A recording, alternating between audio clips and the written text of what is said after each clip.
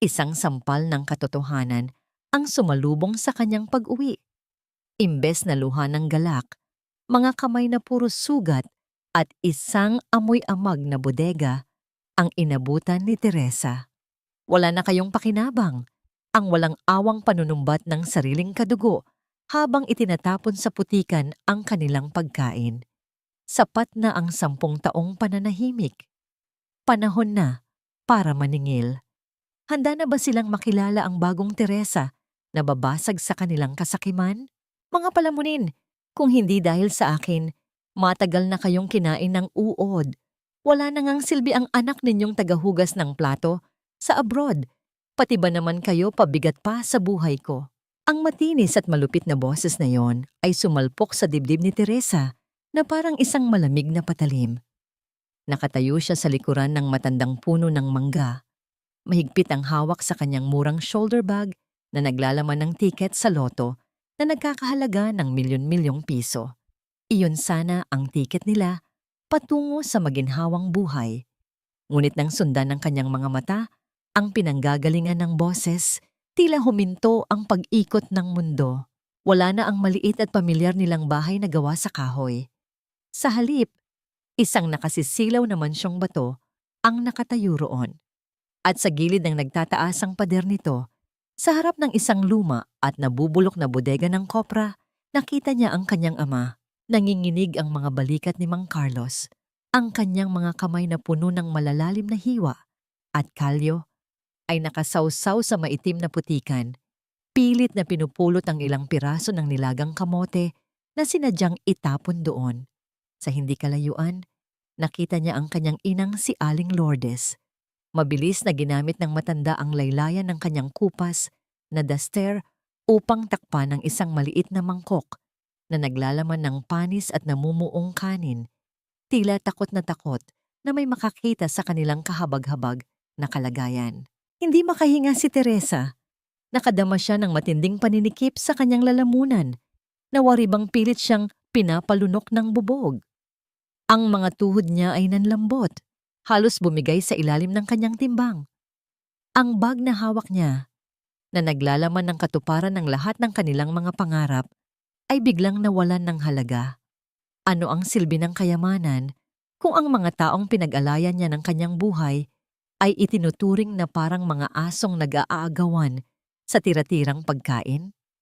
Naging manhid ang kanyang mga daliri at ang pamilyar na amoy ng lupa at niyog ay tila naging amoy ng kamatayan at kawalan ng pag-asa. Nang iangat ni Aling Lourdes ang kanyang paningin, nagtama ang kanilang mga mata. Saglit na nanigas ang matanda. Umawang ang mga labi nito at ang mga luhang kanina pa pinipigilan ay tuluyang nag-unahan sa pagbagsak. Ngunit sa halip na humagulgol, pilit na ininat ni Aling Lourdes ang kanyang mga labi upang bumuo ng isang ngiti. Isang nangiting napakapait, napakasakit panoorin. Tumakbo si Teresa palapit sa kanila. Bago pa man siya makayakap, mabilis na ipinahid ni Aling Lourdes ang kanyang mga nanginginig at maputik na kamay sa kanyang sariling pantalon. Ayaw niyang madumihan ang malinis na blusa ng kanyang anak, kahit na yon ay halatang luma na rin.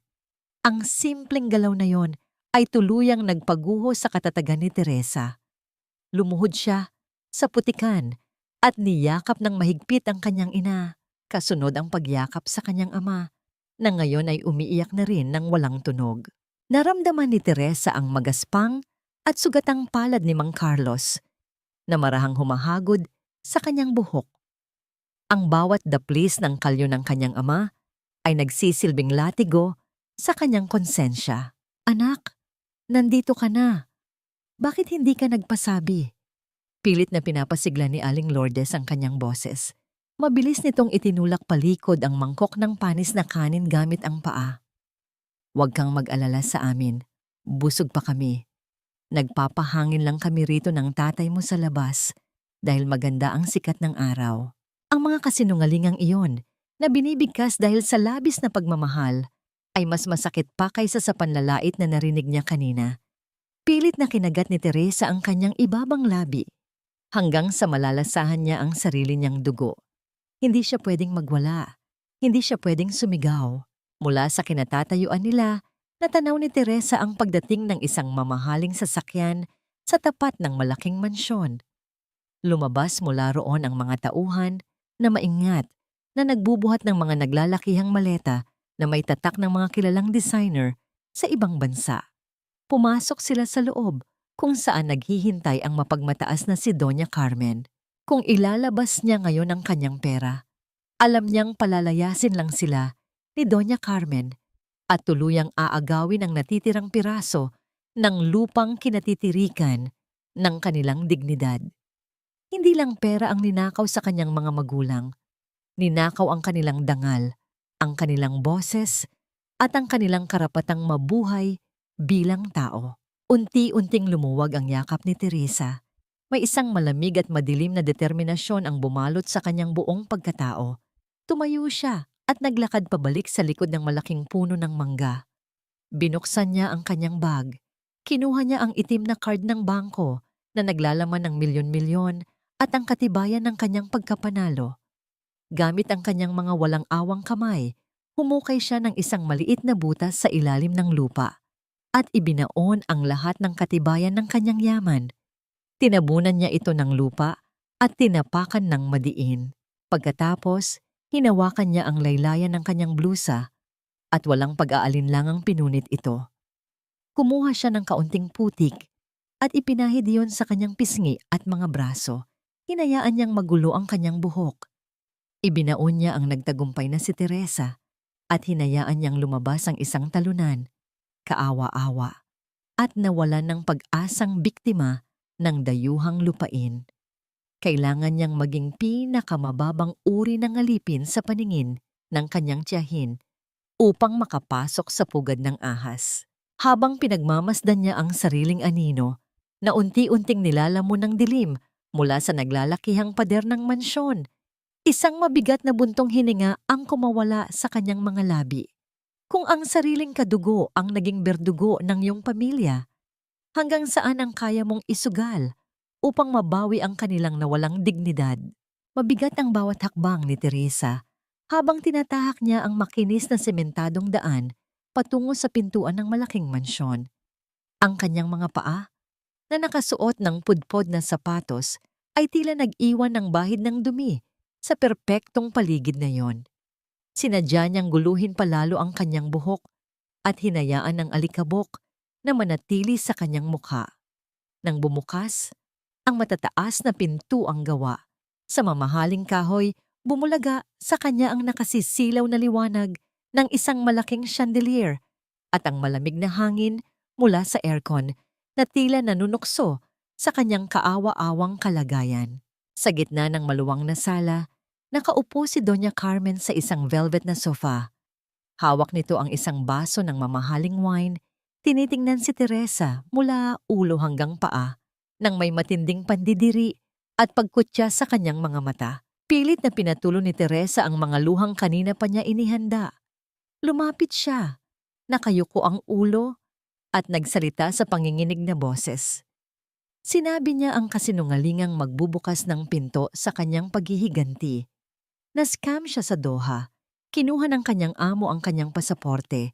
Hindi siya pinasweldo ng ilang taon at sa huli ay ipinadeport siya pabalik ng Pilipinas nang walang ni isang kusing.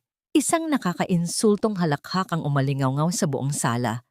Ibinaba ni Doña Carmen ang kanyang baso at tumayo. Mabagal na lumapit kay Teresa hanggang sa maamoy ng dalaga ang mamahaling pabango ng kanyang tiyahin na nahaluan ng amoy ng kasakiman. "Look at you, Teresa. Look at this absolute mess." Walang pakundang ang wika ni Doña Carmen. Ang boses ay puno ng mapang-aping diin. "Umalis kang mukhang basahan, bumalik kang mas marumi pa sa basahan. Ilang taon kang nagmayabang na ikaw ang aahon sa mga magulang mo sa hirap. At ngayon, ano? Babalik ka rito para makisiksik at maging palamunin ko rin tulad ng tatay mong inutil." Kinagat ni Teresa ang loob ng kanyang pisngi hanggang sa malasahan niya muli ang sarili niyang dugo. Ang bawat salitang lumalabas sa bibig ng kanyang tiyahin ay parang asidong ibinubuhos sa kanyang pagkatao, ngunit kailangan niyang lunukin ang lahat. "Tita, Parang awa niyo na po. Humihikbing pakiusap ni Teresa. Unti-unti niyang ibinaba ang kanyang katawan hanggang sa lumapat ang kanyang mga tuhod sa malamig na marmol na sahig. Ibinaba niya ang kanyang dignidad, ang kanyang pride alang-alang sa mas malaking plano. Kahit gawin niyo na lang po akong katulong dito, kahit wag niyo na po akong swelduhan, wag niyo lang pong palayasin sina nanay at tatay. Hayaan niyo lang po akong makasama sila. Sa hindi kalayuan, sa gilid ng hagdan, nakatayo si Leo. Nakita ni Teresa ang anak ni Doña Carmen na nakamasid sa kanila. Ang mga kamay nito ay mahigpit na nakakuyom sa gilid ng kanyang pantalon. May kakaiba sa mga mata ni Leo. Hindi lang yun awa. Mayroong malalim na takot at matinding pagkabalisa sa pag-iwas ng kanyang paningin tuwing magkakatitigan sila. Tila may isang mabigat na lihim itong pinapasan na dumudurog sa sarili nitong konsensya. Ngunit mas pinili nitong manahimik at magtago sa anino ng kanyang ina. Ngumiti ng palihim si Doña Carmen. Tila tuwang-tuwa sa kapangyarihang hawak niya sa buhay ng kanyang pamangkin. Sige, dahil mabait akong tao at mataas, ang utang na loob ng pamilya niyo sa akin, tatanggapin kita. Pero tandaan mo, wala kang espesyal na trato rito. Alipin kita at pag-aari ko ang buhay ninyo. Kinuha ni Doña Carmen ang isang maruming basahan na ginamit ng ibang katulong kanina sa pagpunas ng sahig at walang awang inihagis iyon. Tumama ang basahan sa balikat ni Teresa bago tuluyang bumagsak sa kanyang harapan. Umpisahan mo sa banyo ng mga bisita. Gusto kong makita ang sarili ko sa kintab ng mga tiles. Kilos! Utos nitong tinalikuran na siya. Kinuha ni Teresa ang maruming basahan at dahan-dahang tumayo. Ngunit bago siya dumiretso sa banyo, naglakad siya ng tahimik patungo sa likod ng bahay kung saan naroon ang labasan ng mga katulong. Sa isang sulok doon, nakita niya ang lumang tsinelas ng kanyang ama na naiwan sa labas, puno ng makapal at natuyong putik. Lumuhod si Teresa sa tabi ng tsinelas, gamit ang parehong basahan na ipinukol sa kanya bilang simbolo ng pagkaalipin. Maingat at malambing niyang pinunasan ang dumi sa tsinelas ng kanyang ama. Hindi na balik kung siya ang gawing basahan ng mundo, basta't mapanatili niyang malinis at marangal ang mga taong mahal niya. Ang bawat haplos niya sa lumang goma ay isang tahimik na pangakong babawiin niya ang lahat ng ninakaw sa kanila. Pagsapit ng gabi, habang ang buong mansyon ay tahimik na at natutulog, nanatili si Teresa sa loob ng malaking banyo ng mga bisita. Masakit na ang kanyang mga braso sa walang tigil na pagkuskos ng mga tiles.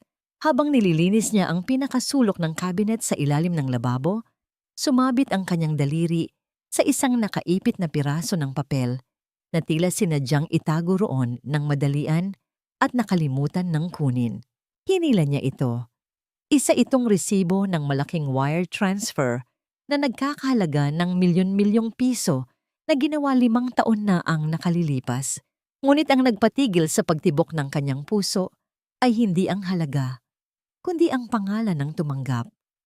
Hindi ito isang abogado sa Doha, at lalong hindi isang pamilya ng biktima para sa blood money.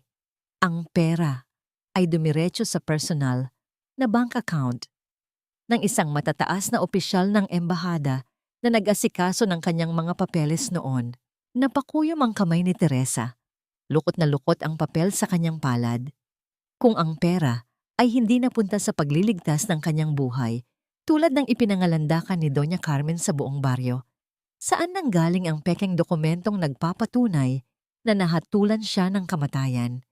At bakit handang magbayad si Doña Carmen ng ganito kalaking halaga para lamang manakaw ang kapira-pirasong lupa ng kanyang amang walang laban? Napakainit sa loob ng masikip na kusina ng mga katulong. Habang ang mga bisita sa mansyon ay nagpapakasawa sa mga mamahaling putahe, nakaupo si Teresa sa isang sulok, nakatingin sa kanyang pinggan na naglalaman lamang ng bahaw at sabaw na pinagkuluan ng gulay. Wala siyang ganang kumain. Ang tanging iniisip niya ay ang kanyang mga magulang na nakakulong sa malamig at amoy-amag na bodega sa labas. Naramdaman niya ang pag-upo ng isang tao sa kanyang tabi. Si Manang Saling, ang pinakamatandang kasambahay sa mansyon na hindi nagsasalita, ngunit laging may malalim na pag-unawa sa kanyang mga mata. Walang anumang salitang namutawi sa mga labi ng matanda. Tahimik nitong itinulak ang nag-iisang piraso ng laman ng baboy mula sa kanyang sariling pinggan patungo sa plato ni Teresa. Isang simpleng galaw, ngunit nagdadala ng napakabigat na mensahe ng pakikiisa at awa.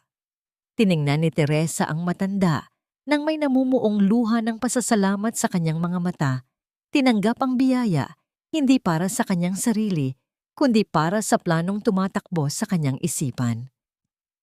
Nang tuluyang lamunin ng dilim ang buong mansyon at ang tanging maririnig ay ang ugong ng mga aircon at ang paghampas ng hangin sa mga puno, tahimik na bumangon si Teresa. Dinoble niya ang pag-iingat sa bawat hakbang patungo sa likod bahay, ngunit nang hawakan niya ang doorknob ng pinto sa kusina, isang katanungan ang gumuhit sa kanyang isipan. Hindi ito nakakandado. Tila may isang taong sinadyang iwang nakaluwag ang trangka. Isang lihim na kaalyado na alam ang kanyang mga balakin sa gabi.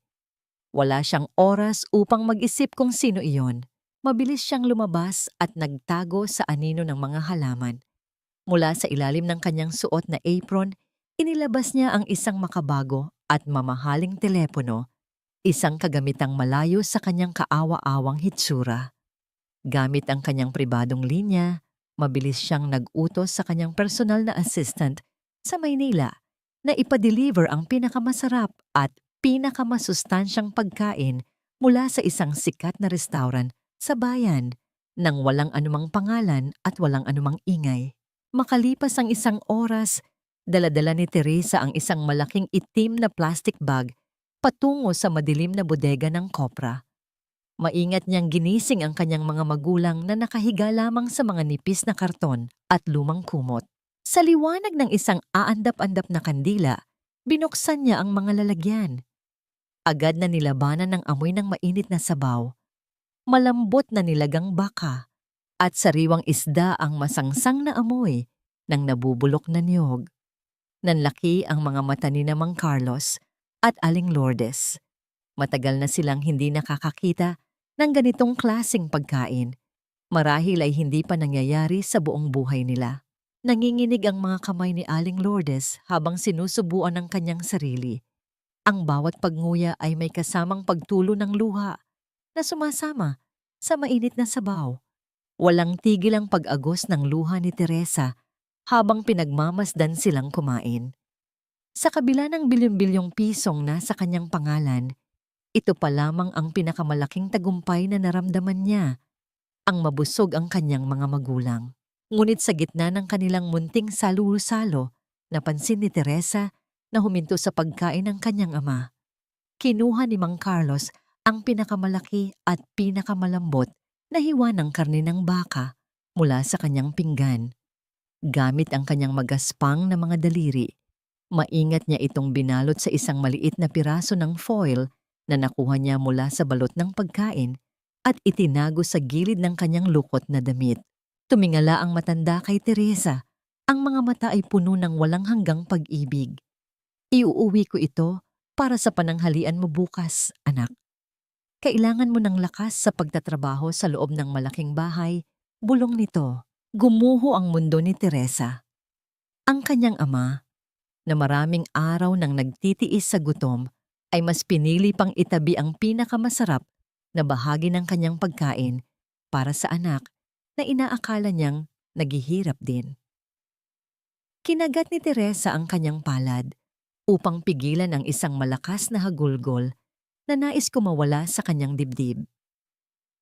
Niyakap niya ng mahigpit ang kanyang ama, pilit na ibinabaon sa kanyang alaala ang sandaling ito bilang gasolina sa apoy ng kanyang paghihiganti. Kinabukasan, sumikat ang araw na tila walang nagbago. Balik sa pagiging hamak na katulong si Teresa. Suot ang kanyang punit na damit at may dalang walis tingting. Kailangan niyang iligpit ang mga ebidensya ng kanilang masaganang hapunan kagabi. Dala niya ang itim na plastic bag na naglalaman ng mga walang laman na lalagyan ng pagkain. Naglakad siya patungo sa malaking basurahan sa likod ng mansyon. Maingat niyang isinisiksik ang plastic bag sa pinakailalim upang hindi mapansin ng sinuman. Ngunit hindi pa man niya tuluyang naitatago ang mga ito, isang malamig na presensya ang nagpatayo sa mga balahibo sa kanyang batok. Isang matinis na pag-ubo ang pumutol sa katahimikan ng umaga. Nang dahan-dahan siyang lumingon, nakatayo roon si Doña Carmen. Nakahalukip-kip ang kanyang tiyahin, suot ang isang marangyang silk robe at nakataas ang isang kilay. Ang mga mapanghusgang mata nito ay nakatitig ng diretso sa itim na plastic bag na hawak ni Teresa. Ano yang itinatago mo sa likod mo, Teresa? Malamig at mapanganib na tanong ni Doña Carmen habang unti-unting humahakbang papalapit sa kanya. Yumuko si Teresa, pilit na pinakakalma ang mabilis na pagtibok ng kanyang puso. Mahigpit niyang hinawakan ang itim na plastic bag at mabilis na nag-imbento ng isang nakapanliliit na kasinungalingan upang iligtas ang kanyang sikreto. Pinasadahan niya ng matinding takot ang kanyang boses at sumagot. Mga panis na tira-tira po ito, Doña Carmen. Kinalkal ko po sa basurahan ng kabilang bahay kagabi dahil umiiyak po sa gutom si natatay. Nahihiya po akong humingi ng dagdag na rasyon ng pagkain sa inyo dahil alam ko pong pabigat na kami. Napaatras si Doña Carmen. Agad na tinakpan ng kanyang ilong gamit ang isang panyong may burda. Puno ng matinding pandidiri ang kanyang mukha habang tinitingnan ang pamangkin na parang isang nakakasulasok na insekto. Napakadugyot. Para kayong mga daga na nabubuhay sa basura. Itapon mo yan sa labas. Baka magkasakit pa kayo ng mga magulang mong inutil at ako pa ang mahingan ninyo ng pambili ng kabaong. Pagtataray nito, bago padabog na tumalikod at bumalik sa loob ng mansyon, nakahinga ng maluwag si Teresa. Ngunit ang kapalit nito ay ang tuluyang pagtapak sa sarili niyang pagkatao. Pagsapit ng hapon, naging abala ang buong kabahayan. Nag-imbita si Doña Carmen ng kanyang mga mayamang amiga para sa isang salu-salo sa hardin. Nakasuot si Teresa ng manipis at lumang uniforme ng katulong, nakayuko habang naglalapag ng mga mamahaling porselanang tasa ng tsa at matatamis na tinapay sa hapag. Habang nagbubuhos siya ng mainit na tsa, sinimulan ni Doña Carmen ang kanyang paboritong palabas, ang pagiging isang martir. You know, mga mare, I am too kind for my own good. Ako na ang bumubuhay kina Carlos. Mapagmalaking kwento ni Doña Carmen habang humihigop ng tsaa. Kung alam niyo lang ang stress na ibinibigay ng pamilyang iyan. That niece of mine, si Teresa, walang kwentang anak. Ilang taon sa abroad, ni isang kusing walang ipinadala sa mga magulang. Inabando na sila. Napakuyom ang mga daliri ni Teresa sa hawak niyang pilak na bandehado. Ilang taon siyang nagpadala ng malaking halaga, buwan-buwan. Wala siyang pinalagpas na araw ng sahod para lang masiguradong may pambili ng gamot ang kanyang ama. Ngunit ngayon ay nauunawaan na niya na hinarang at ninakaw ng kanyang tiyahin ang bawat sentimo nito. Isang matandang amiga na balot ng alahas ang mga braso ang nakisawsaw sa usapan. Naku Carmen, di ba may kumalat na chismis noon na nakulong yan sa Doha? Pumatay daw ng amo kaya na-deport ngayon ng walang dala. Bumuntong hininga si Doña Carmen ng malalim, umaarte na tila pasan ang daigdig. It's true, na death row siya doon. I had to pay millions in blood money just to save her pathetic life. Nagmakaawa ang gobyerno at embahada at dahil ayokong maputulan ng ulo ang pamangkin ko, ibinenta ko ang ilan sa mga properties ko. Kaya nga lumuhod si Carlos sa akin na umiiyak at voluntaryong ibinigay ang titulo ng lupa nila bilang pambayad utang sa pagliligtas ko kay Teresa. What could I do? Blood is thicker than water. Tila tumigil ang pag-ikot ng mundo ni Teresa. Nanlamig ang kanyang buong katawan, habang ang katotohanan ay unti-unting bumabaon sa kanyang isipan na parang mga matutulis na pako. Death row? Blood money? Ginamit ni Doña Carmen ang pangalan niya at gumawa ng isang pekeng kwento ng kamatayan upang takutin ang kanyang amang walang laban. Kaya pala ganoon na lamang ang pagkabigla ng kanyang mga magulang nang makita siyang buhay at nakatayo sa harap nila. Pinaniwala sila nitong mamatay ang kanilang kaisa-isang anak kung hindi nila isusuko ang lupang minana pa ng kanilang mga ninuno. Ang kawalang hiyaan at kasamaan ni Doña Carmen ay higit pa sa kayang unawain ng isang normal na tao. Dahil sa panlalamig at panginginig ng kanyang mga kamay, hindi na nakayanan ni Teresa na hawakan ng bandehado. Dumulas ito mula sa kanyang mga palad. Ang mahinang pagtama ng pilak at ang pagkabasag ng mga basong kristal sa matigas na marmol ay lumikha ng isang nakakabingging ingay na nagpatigil sa lahat. Estupida! Matinis na sigaw ni Doña Carmen. Nanlilisik ang mga mata habang nakaturo kay Teresa. Ang tanga-tanga mo! Magkano ang basong yan, alam mo ba? Babayaran mo yan hanggang sa mamatay kang nagkuskos ng sahig ko, hampas lupa. Agad na lumuhod si Teresa, yumuyuko at paulit-ulit na humihingi ng tawad habang mabilis na pinupulot ang mga matutulis na piraso ng basag na salamin. Sa kanyang pagmamadali at panginginig, isang malaking bubog ang bumaon sa kanyang hintuturo. Agad na umagos ang matingkad na pulang dugo mula sa sugat, tumutulo sa malamig na sahig. Tiningnan lamang siya ng mga amiga ni Doña Carmen nang may pandidiri. Tila ba ang dugo ng isang mahirap ay makakadumi sa hangin na kanilang nilalanghap. Habang tahimik na tinitiis ni Teresa ang hapdi, nakita niya ang isang pares ng pamilyar na sapatos na lumapit sa kanya. Tumalikod ang mga bisita upang mag-iba ng usapan at sa sandaling iyon, isang maliit at malinis na band-aid ang tahimik na bumagsak sa sahig, eksakto sa tabi ng kanyang duguang kamay. Inangat ni Teresa ang kanyang paningin at nakita ang likod ni Manang Saling na nagmamadaling umalis, pabalik sa kusina. Isang piping anghel de la guardia sa loob ng impyernong iyon. Kinagat ni Teresa ang kanyang labi, tinakpan ang kanyang sugat. Ngayong alam na niya ang buong katotohanan, isang malaking katanungan ang bumabagabag sa kanyang isipan. Saan itinago ni Doña Carmen ang mga pekeng dokumento mula sa embahada na ginamit nito upang takutin at pilitin si Mang Carlos na pumirma? Alam niyang ang mga papel na yon ang magiging susi upang mabawi ang lahat. Pagsapit ng gabi, habang nagwawalis si Teresa sa madilim na pasilyo malapit sa kwarto ni Leo, nahagip ng kanyang pandinig ang nag-aalalang boses ng binata. Nakabukas ng bahagya ang pinto nito at naririnig niya itong nakikipag-usap sa telepono habang pabalik-balik sa paglalakad. We can't keep this up, bro. Oo, yung pirma ni Tito Carlos sa deed of sale. Nanginginig ang boses ni Leo, tila malapit nang mawalan ng katinuan. May nag-iimbestiga. Si Attorney Manuel. Yung matandang kaibigan nila, nagtatanong-tanong na raw sa munisipyo. Paano kung malaman niyang pinilit lang ni Mami si Tito at gawa-gawa lang natin yung kasong death row ni Teresa sa Doha? Makukulong tayo. Nahinto sa paghinga si Teresa. Nakita niya ang isang manipis na sinag ng liwanag at pag-asa sa gitna ng dilim. Ginamit ni Teresa ang pagkakataong inutusan siyang mamalengke para sa pamilya upang isakatuparan ng unang hakbang ng kanyang pag-aklas. Bit-bit ang dalawang mabibigat na bayong. Palihim siyang lumihis ng landas at tinungo ang isang lumang gusali sa kabilang ibayo ng pamilihan. Ang bawat pag-apak niya sa marupok at kahoy na hagdan patungo sa ikalawang palapag ay tila nagbabadya ng panganib.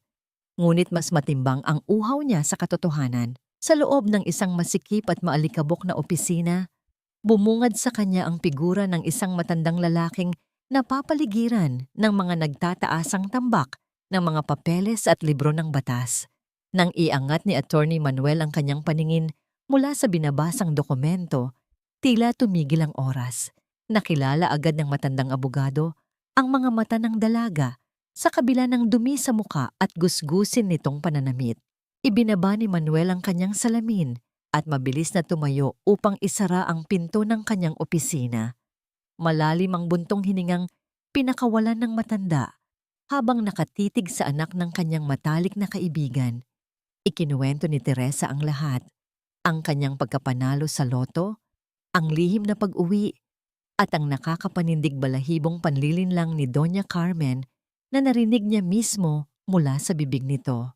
Kumuha si Attorney Manuel ng isang folder mula sa kanyang drawer at inilapag iyon na sa mesa. Ito ang kopya ng kontrata ng pagbebenta ng lupa na ipinasa sa munisipyo. Ija, matagal ko nang pinagdududahan ang transaksyong ito. Mahinahon, ngunit may diin na paliwanag ng abogado. Ang lolo mo, si Mang Tasyo, ang nagligtas sa buhay ko noong panahon ng unos at nagpaaral sa akin ng maulila ako. Isang tunay at wagas na utang na loob ang namamagitan sa aming dalawa. Hindi tulad ng lasong ipinapainom ng tiyahin mo sa inyong pamilya. Kaya nang malaman kong ibinenta ng tatay mo ang lupang pamana, hindi ako naniwala. Tingnan mo ang pirma niya. Itinuro ni Manuel ang ibabang bahagi ng papel. Tinitigan yon ni Teresa at unti-unting nanlabo ang kanyang paningin dahil sa namumuong luha. Ang pamilyar na pirma ng kanyang ama ay hindi diretso. Nanginginig ang mga linya, putol-putol, at tila nakabaon ng mariin ang tinta sa papel. Isang malinaw na bakas ng isang taong pinilit at tinakot habang hawak ang bolpen. Kahit alam nating peke ang layunin, totoo ang pirma, Teresa. Patuloy ni Manuel, mababakas ang lungkot sa kanyang tinig. Hindi tayo mananalo sa korte kung wala tayong pisikal na ebidensya na tinakot siya. Kailangan natin ang mga pekeng dokumento mula sa embahada na ginamit ni Carmen para takutin ang ama mo sa kasong death row. Hanggat wala iyon, magmumukha lamang tayong naninira. Pinunasan ni Teresa ang kanyang mga luha at tumango ng may paninindigan. Nangako siyang hahalughugin ang buong mansyon upang mahanap ang mga papeles na yon. Nang aktang aalis na siya, napansin ni Attorney Manuel ang duguang band-aid na nakabalot sa daliri ni Teresa at ang mga bagong sugat sa kanyang palad, dulot ng mabibigat na gawain. Dinukot ng matanda ang isang malinis at puting panyo mula sa bulsa ng kanyang polo at marahang ipinatong yon sa ibabaw ng magaspang na kamay ng dalaga. Huwag mong hayaang lamunin ka ng galit, Teresa. Gamitin mo ang panyong ito. Ang mga mabubuting tao ay hindi dapat nasasanay na magdala ng dumi at sugat na gawa ng mga masasama. Madamdaming wika nito. Ang simpleng gawing iyon ay nagbigay ng labis na init sa malamig na puso ni Teresa. Sa kauna-unahang pagkakataon, mula nang siya ay umuwi, naramdaman niyang may nagtatrato sa kanya bilang isang buong tao na may dignidad at hindi isang alipin. Ngunit ang init ng pag-asang iyon ay mabilis na naglaho nang makabalik siya sa mansyon. Kadarating lamang niya sa kusina nang salubungin siya ng nag-aapoy na paningin ni Doña Carmen. Bago pa man makapagpaliwanag si Teresa kung bakit siya natagalan sa palengke, isang mabilis at mabigat na palad ang walang awang dumapo sa kanyang pisngi. Ang lakas ng pagkakahampas ay nagpatumba sa kanya sa sahig at agad niyang nalasahan ang kalawangin at mapait na lasa ng dugo mula sa pumutok niyang labi. "Saan ka naglakwatsa, ha?" Galit na bulyaw ni Doña Carmen, nakapameywang at nandidiring nakatingin sa kanya. "You think you can slack off here? Binabayaran ko ang pagtigil ng mga inutil mong magulang sa likod bahay ko gamit ang serbisyo mo. Tapos magbubulakbol ka sa palengke? Linisin mo ang buong sala. At huwag na huwag kang kakain ng hapunan ngayong gabi." Nilunok ni Teresa ang sarili niyang dugo at ang umaapaw na pagkasuklam. Pinigilan niya ang kanyang mga kamaong bumaluktot para lumaban. Sa halip, yumuko siya hanggang sa lumapat ang kanyang noo sa malamig na marmol na sahig at pilit na humingi ng patawad sa panginginig na boses. Tinalikuran lamang siya ng kanyang tiyahin at padabog na naglakad pabalik sa kwarto nito. Pagsapit ng madaling araw, habang nakaluhod si Teresa at pinupunasan ng sahig sa ikalawang palapag, napadpad ang kanyang paningin sa nakapinid na pinto ng kwarto ni Leo. Bigla niyang naalala ang isang resibong nakita niya sa basurahan ilang araw na ang nakalilipas. Isa itong resibo mula sa isang sikat na psychiatric clinic sa kabilang bayan nakapangalan kay Leo. Bakit palaging bumibisita roon ang pinsan niya? Anong klaseng demonyo sa isip ang sumisira rito? Gumapang ng tahimik si Teresa papalapit sa pinto. May maliit na siwang na nagmumula sa hindi pagkakakandado nito ng maayos. Sumilip siya sa loob. Sa ilalim ng malabong ilaw ng lampshade, nakita niya si Leo na nakaupo sa sahig, pawis na pawis at nanginginig ang buong katawan. Walang tigil ang pag-agos ng luha sa mga mata ng binata, habang mabilis na lumulunok ng isang dakok ng mga matatapang na pampatulog. Ngunit ang nagpatigil sa paghinga ni Teresa ay ang bagay na mahigpit na nakakuyom sa kabilang kamay ni Leo, isang luma at itim na cassette tape, na tila ba yun ang tanging nagdudugtong sa kanya sa katinoan, o marahil ang mismong ebidensya ng pagwasak ng kanilang pamilya. Gamit ang kanyang paboritong armas, ang pananahimik, sinimulan ni Teresa ang pagtatanim ng mga binhi ng takot sa mahinang isipan ni Leo. Batid niyang sa mansyong yon na puno ng mga ahas, ang pinsan niyang duwag ang pinakamadaling durugin. Hindi niya kailangang gumamit ng dahas. Sapat na ang sariling konsensya ni Leo upang unti-unti itong kainin ng buhay. Kinabukasan, inatasan si Teresa na linisin ang silid ng binata. Habang abala si Leo sa pagbabasa ng mga papeles sa kanyang study table, tahimik na nagkuskos ng sahig si Teresa. Sinadya niyang iayos ang mga gamit ni Leo sa paraang magpapaalala rito sa kanyang amang si Mang Carlos. Inilabas niya mula sa ilalim ng aparador ang isang lumang litrato noong bata pa si Leo na karga-karga ng kanyang tiyuhin, at sinadya itong ipatong sa ibabaw ng unan ng binata. Pagkatapos, nag-iwan siya ng isang piraso ng tuyong sasa ng niyog sa pasamano ng bintana, ang eksaktong amoy ng bodegang pinagkukulungan sa kanyang mga magulang. Nang mapansin ni Leo ang litrato at maamoy ang niyog, nakita ni Teresa kung paano nanigas ang mga balikat nito. Pilit na iniwas ni Leo ang kanyang paningin at huminga ng malalim, pinagpapawisan ng malamig.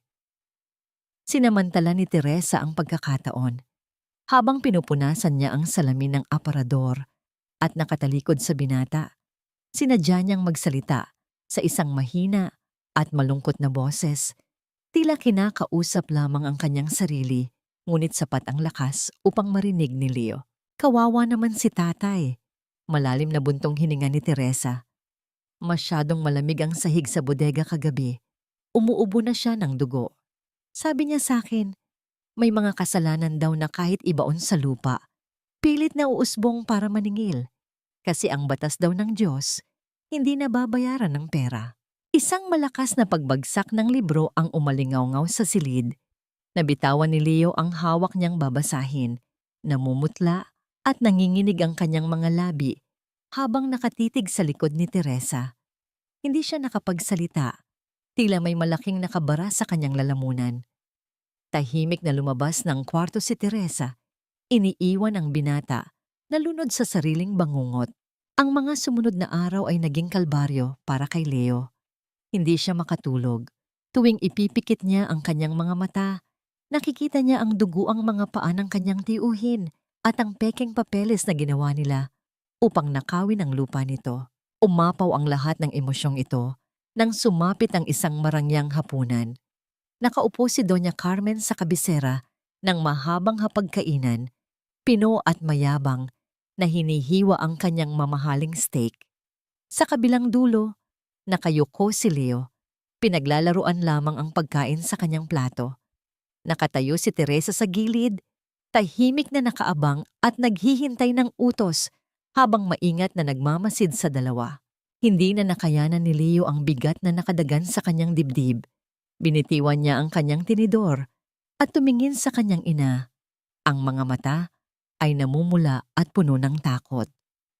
Mami, ibalik na kaya natin yung kapirasong lupa sa likod kina Tito Carlos? Nanginginig at basag ang boses ni Leo. Kahit yung bodega lang at konting sakahan, nakokonsensya na po ako. Gabi-gabi kong napapanaginipan na aarestuhin tayo. Nananahimik na sila. Baka pwede nating ibalik ang konti para lang Hindi na natapos ni Leo ang kanyang sasabihin. Isang matalim na paghampas ng palad sa lamesa ang yumanig sa mga mamahaling kubyertos. Namula ang buong mukha ni Doña Carmen, nanlilisik ang mga mata na parang isang demonyong ginising. "Are you out of your mind?" Nanggagalaiting bulyaw ni Doña Carmen, ang boses ay sapat na upang magpatayo ng mga balahibo. Ibabalik?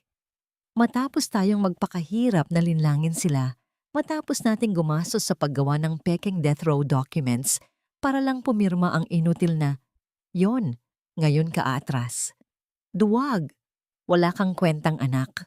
Walang babalang lumipad ang malamig at mapulang alak mula sa kopa ni Doña Carmen, bumagsak at nagmantsa sa muka at sa puting polo ni Leo. Ang kulay ng alak ay tila dugong umagos sa kanyang pagkatao. Yumuko si Leo at napahagulgol, hindi kayang ipagtanggol ang sarili laban sa halimaw na nagluwal sa kanya. Walang kaemo-emosyong pinanood ni Teresa, ang pagdurog ng isang ina sa kanyang sariling anak. Nakaramdam siya ng nakakapasong tuwa sa kanyang dibdib. Ang kastilyo ng kasinungalingan ay unti-unti nang nagigiba mula sa loob. Nang matapos ang hapunan at mag-isang lumabas si Doña Carmen patungo sa hardin, naiwan si Leo na nakayuko pa rin sa hapagkainan, basa ng alak at luha. Tahimik na naglakad si Teresa patungo sa gawin ng binata. Wala siyang sinabing kahit ano. Marahan niyang inilapag ang isang baso ng maligamgam na tubig sa tabi ng mga nakakuyom na kamay ni Leo. Ang simpleng gawing iyon ng pagmamalasakit mula sa taong labis nilang sinaktan ay naging mas matalim pa kaysa sa anumang patalim. Ito ang pagpapatawad na sinadyang kalkulahin upang tuluyang wasakin ang depensa ng isang makasalanan. Tumingala si Leo kay Teresa. Ang mga mata ay puno ng matinding pagsisisi. Pagsapit ng kalagitnaan ng gabi, binalot ng madilim at malamig na hangin ang buong paligid. Hindi na kinaya ni Leo ang mga boses sa kanyang utak. Tumakbo siya palabas ng mansyon, lumuluha at humihikbi, hanggang sa marating niya ang ilalim ng malaking puno ng mangga sa likod bahay, kung saan tahimik na nakatayo si Teresa na nagkukubli sa makapal na anino ng mga sanga. Bumagsak ang mga tuhod ni Leo sa putikan. Napasabunot siya sa kanyang buhok at nagsimulang magsalita nang mag-isa sa kawalan. Inaakalang puno at hangin lamang ang kanyang nakikinig. "Patawarin niyo ako, Tito Carlos.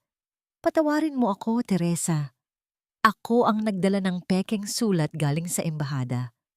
Ako ang nagbayad sa fixers para palabasing papatayin na si Teresa sa Doha para ibigay niyo ang titulo. Gusto ko lang namang maging proud sa akin si Mommy. Hindi ko sinadyang sirain ang buhay niyo." Humahagulgol na pag-amin ng binata sa gitna ng kadiliman. Sa likod ng puno, isang malamig na ngiti ang gumuhit sa mga labi ni Teresa. Gamit ang kanyang hinlalaki, dahan-dahan at walang tunog niyang pinindot ang pulang bilog na buton sa screen ng kanyang telepono. Ang bawat salita, bawat hikbi at bawat pag-amin ng binata ay malinaw na nai-record sa kanyang aparato. Nakuha na niya ang unang susi para sa pagbagsak ng reyna. Ngunit bago niya ma-save ang audio, isang malamig at magaspang na kamay ang biglang tumakip sa kanyang bibig mula sa likuran, kasabay ng isang matalim na boses na bumulong sa kanyang tainga. Mabilis na nanlaki ang mga mata ni Teresa, ang kanyang puso ay halos sumabog sa matinding kaba. Isang magaspang ngunit pamilyar na amoy ng menthol at bawang ang pumasok sa kanyang ilong. Bago pa siya makapanlaban, narinig niya ang isang napakahinang bulong malapit sa kanyang tainga. "Tumahimik ka, anak. May mga nag-iikot na gwardya ni Senyora." Ang nanginginig na boses ni Manang Saling. Dahan-dahang inalis ng matandang kasambahay ang kanyang kamay. Nilingon siya ni Teresa nang may napakalalim na pasasalamat. Tumango lamang si Manang Saling. Ang mga mata nito ay puno ng pag-unawa sa lihim na misyon ng dalaga. Itinuro ng matanda ang ligtas na daan pabalik sa kusina upang hindi siya mahuli. Habang patuloy na nakaluhod at humahagulgol si Leo sa gitna ng dilim, tuluyang nakulong sa sarili nitong kasalanan. Ligtas ang ebidensya, Ligtas ang unang susi para sa hustisya. Ngunit ang anumang tagumpay na naramdaman ni Teresa ng gabing iyon ay mabilis na madudurog pagdating ng umaga. Kasalukuyang nagwawalis si Teresa sa bakuran nang marinig niya ang isang pamilyar na boses na sumisigaw ng tulong mula sa direksyon ng bodega. Nabitawan niya ang kanyang walis at mabilis na tumakbo palapit. Bumulaga sa kanya ang isang tagpong susubok sa pinakahuling patak ng kanyang pagtitimpi. Nakadapa si Mang Carlos sa mabato at maputik na lupa. Sa kanyang tabi ay ang nakatagilid nitong lumang wheelchair na gawa sa kahoy, isang kagamitang pamana pa ng kanyang lolo na matagal na nilang pinag-iingatan. Nabali ang isang gulong nito matapos subukang ayusin ng matanda upang sana ay makapag-ikot-ikot sa labas at masikatan ng araw. Sinusubukan ni Mang Carlos na iahon ng sarili, ngunit masyadong mahina ang kanyang mga binti. Bago pa man makalapit si Teresa upang itayo ang kanyang ama, umalingaw-ngaw ang matinis at nagiinarte na boses ni Doña Carmen mula sa balkonahe ng mansyon. Nakasuot ang kanyang tiyahin ng mamahaling damit pamamasyal, kasunod ang ilang mga panauhin at mga gwardya. My God! What is that disgusting smell? Nandidiring reklamo ni Doña Carmen habang tinatakpan ng ilong gamit ang panyo. Ang mga mata nito ay nanlilisik na bumaba kay Mang Carlos at sa sirang wheelchair. Ilan beses ko bang sasabihin sa inyo na huwag ninyong ilalabas ang mga basurang yan dito sa bakuran ko? Nakakasira ng view. Para kayong mga pulubi na nagkakalat ng sakit. Pasensya na, Ate Carmen. Nanginginig na sagot ni Mang Carlos. Pilit na iniaangat ang sarili gamit ang mga sugatang kamay. Nasira lang ang gulong ng upuan ko. Aayusin ko na. Ipasok ko na muli sa loob ng bodega. Isang nakapanliliit na tawa ang pinakawalan ni Doña Carmen. Tumingin ito sa kanyang head security. Security, kunin ninyo ang sirang upuang iyan. Isama nyo sa mga tuyong dahon na sinusunog doon sa likod. Ang mga basurang kahoy na namamaho ay dapat ginagawang abo. Tila huminto ang pag-ikot ng mundo ni Teresa. Ang upuang iyon ay hindi lamang basta kahoy. Iyon ang tanging natitirang alaala ng dignidad at kalayaan ng kanyang ama. Nang aktang kukunin ng gwardya ang wheelchair, gumapang si Mang Carlos sa putikan. Hindi alintana ang sakit ng kanyang katawan. Humagulgol ang matanda. Pilit na inaabot ang laylayan ng mamahaling bestida ng kanyang kapatid. Ate, parang awa mo na. Huwag iyan. Alaala pa yan ni tatay sa akin. Huwag mong sunugin, nakikiusap ako. Ito na lang ang natitira sa pagkatao ko. Sa halip na maawa, nakaramdam ng matinding pandidiri si Doña Carmen. Tiningnan nito ang maruming kamay ng kanyang kapatid na muntik nang dumikit sa kanyang damit. Walang anumang pag-aalinlangan, inangat ni Doña Carmen ang kanyang paa na nakasuot ng mamahaling sapatos at buong lakas na itinulak ng patadyak ang balikat ni Mang Carlos. Nawalan ng balanse ang matanda at tuluyang bumagsak ng patihaya sa mabaho at malamig na putikan. Ang pagtama ng kanyang likod sa lupa ay sinabayan ng nakakabinging tawanan ng ilang mga bisitang walang pusong nanonood. Do not touch me with your filthy hands, Carlos. Wala kang kwenta. Pabigat at palamunin. Sunugin ang basurang yan. Utos nito bago tuluyang tumalikod. Nagmamaktol na dumihan ang dulo ng kanyang sapatos. Isang mainit at nakakapasong galit ang sumabog sa buong pagkatao ni Teresa. Nais niyang tumakbo, sakali ng kanyang tiyahin, at ipasubsob ang mukha nito sa putikan. Nais niyang isigaw sa lahat na kaya niyang bilhin ang buong pagkatao ni Doña Carmen ng 10 beses gamit ang yamang itinatago niya. Ngunit alam niya, kung gagawin niya iyon ngayon, ang mga pekeng dokumento sa loob ng mansyon ay tuluyang itatago at kailanman ay hindi niya mababawi ang lupang ninakaw. Kailangan niyang manalo sa digmaan, hindi lamang sa isang labanan. Nagtakbo si Teresa papalapit sa kanyang ama at mahigpit itong niyakap. Ang kanyang mga kuko ay binaon niya ng napakalalim sa kanyang sariling palad upang pigilan ang sariling manuntok. Nararamdaman niya ang pag-agos ng sariling dugo sa loob ng kanyang nakakuyom na mga kamay, ngunit mas matindi ang pagdurugo ng kanyang puso. Sa hindi kalayuan, pinagmamasdan nila kung paano itapon ng gwardya ang pamilyar na upuang kahoy sa malaking siga. Unti-unting nilamon ng nag-aapoy na apoy ang alaala ng kanilang pamilya. Isang marahas na paghikbi ang kumawala kay Teresa habang tinutulungan niyang makaupo ang kanyang ama. Kinuha ni Mang Carlos ang nanghihina at nanginginig na kamay ng kanyang anak. Gamit ang sariling manggas na puno ng putik at dumi, maingat at punong-puno ng pagmamahal na pinunasan ng matanda ang mga luha sa pisngi ni Teresa. Hindi bale anak, bulong ni Mang Carlos. Ang boses nito ay may taglay na kakaibang kapayapaan sa kabila ng kalupitang dinanas. Ang kanyang mga mata ay nanonood sa mga nagkikislapang abo na lumilipad sa hangin. Ang kahoy na bulok, kailangan na talagang sunugin upang may bagong sibol na tumubo mula sa lupa. Huwag kang umiyak. May plano ang Diyos. Habang magkayakap ang mag-ama sa gitna ng kalungkutan, walang sino man ang nakapansin sa isang figura na nakatayo sa labas ng malaking tarangkahan ng mansyon. Isang lalaking nakasuot ng malinis na itim na suit ang tahimik na nagmamasid sa buong pangyayari.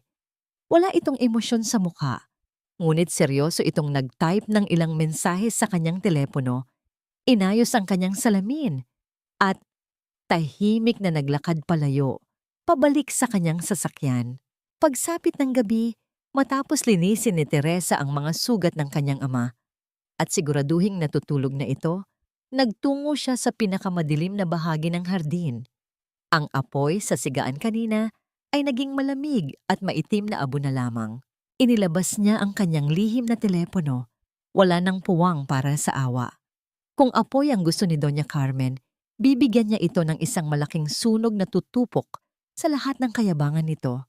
Mabilis na nag-type si Teresa ng isang mensahe para sa kanyang kinatawan sa bangko sa Maynila. Ang lalaking nakasuot ng itim na suit na bumisita kanina. Umpisahan niyo na. Bilhin niyo ang lahat ng utang at nakasanglang ari-arian ni Doña Carmen. Gusto kong hawak natin ang leeg niya bago matapos ang linggong ito. Ipinadala niya ang mensahe. Sa dilim ng gabi, ang kumikinang na screen ng kanyang telepono ay tila nagsisilbing hudyat na ang reyna ng kasamaan ay malapit ng matanggalan ng korona. Tuwing linggo, ang mansyon ay nagiging isang dambana ng pagkukunwari. Nakasuot ng kanyang pinakamahal na bestidang sutla at balot ng mga alahas na kumikinang sa sikat ng araw, maayos na lumabas si Doña Carmen patungo sa simbahan. Kasunod niya si Leo, na bagaman nakasuot ng malinis na barong, ay mukhang isang taong pasan ang buong daigdig sa kanyang mga balikat. Pagkaalis ng kanilang sasakyan, ang malaking bahay ay binalot ng isang mabigat at nakakabinging katahimikan. Ito na ang pagkakataong hinihintay ni Teresa. Sa loob ng ilang linggo, maingat niyang pinag-aralan ang bawat galaw sa loob ng bahay. Alam niyang ang susi sa lahat ng kanilang pagdurusa ay nakakubli sa loob ng opisina ni Doña Carmen, isang silid na bawal pasukin ng sinumang katulong sa ilalim ng banta ng agarang pagkakasibak. Naglakad si Teresa patungo sa ikalawang palapag. Ang bawat hakbang niya sa makinis na sahig ay tila isang pagtimbang ng kanyang sariling buhay. Sa dulo ng pasilyo, nakita niya si Manang Saling na kunwari ay nagpupunas ng mga florera malapit sa bintanang nakaharap sa kalsada. Nagtama ang kanilang mga mata. Isang tahimik na pagtango ang ibinigay ng matanda. Isang hudyat na siya ang magsisilbing mata at tainga ni Teresa habang ginagawa ang mapanganib na misyon. Huminto si Teresa sa harap ng mabigat na pintuan ng opisina. Inilabas niya ang isang maliit at makinang na piraso ng metal mula sa kanyang bulsa, ang susi na lihim niyang ipinagawa mula sa isang hulma ng sabon noong isang linggo. Naramdaman niya ang marahang pagpihit ng metal sa loob ng trangka, isang malamig na sensasyong nagpabilis sa tibok ng kanyang puso. Nang bumukas ang pinto, sinalubong siya ng amoy ng mamahaling kahoy, lumang papel, at ang matapang na pabango ni Doña Carmen na tila nakakapit pa rin sa hangin. Mabilis siyang kumilos. Nilampasan niya ang malaking mesa at tumungo sa sulok kung saan nakatago ang isang maliit na bakal na vault. Gamit ang mga numerong nakuha niya mula sa pagmamasid sa kanyang tiyahin, maingat niyang inikot ang dial.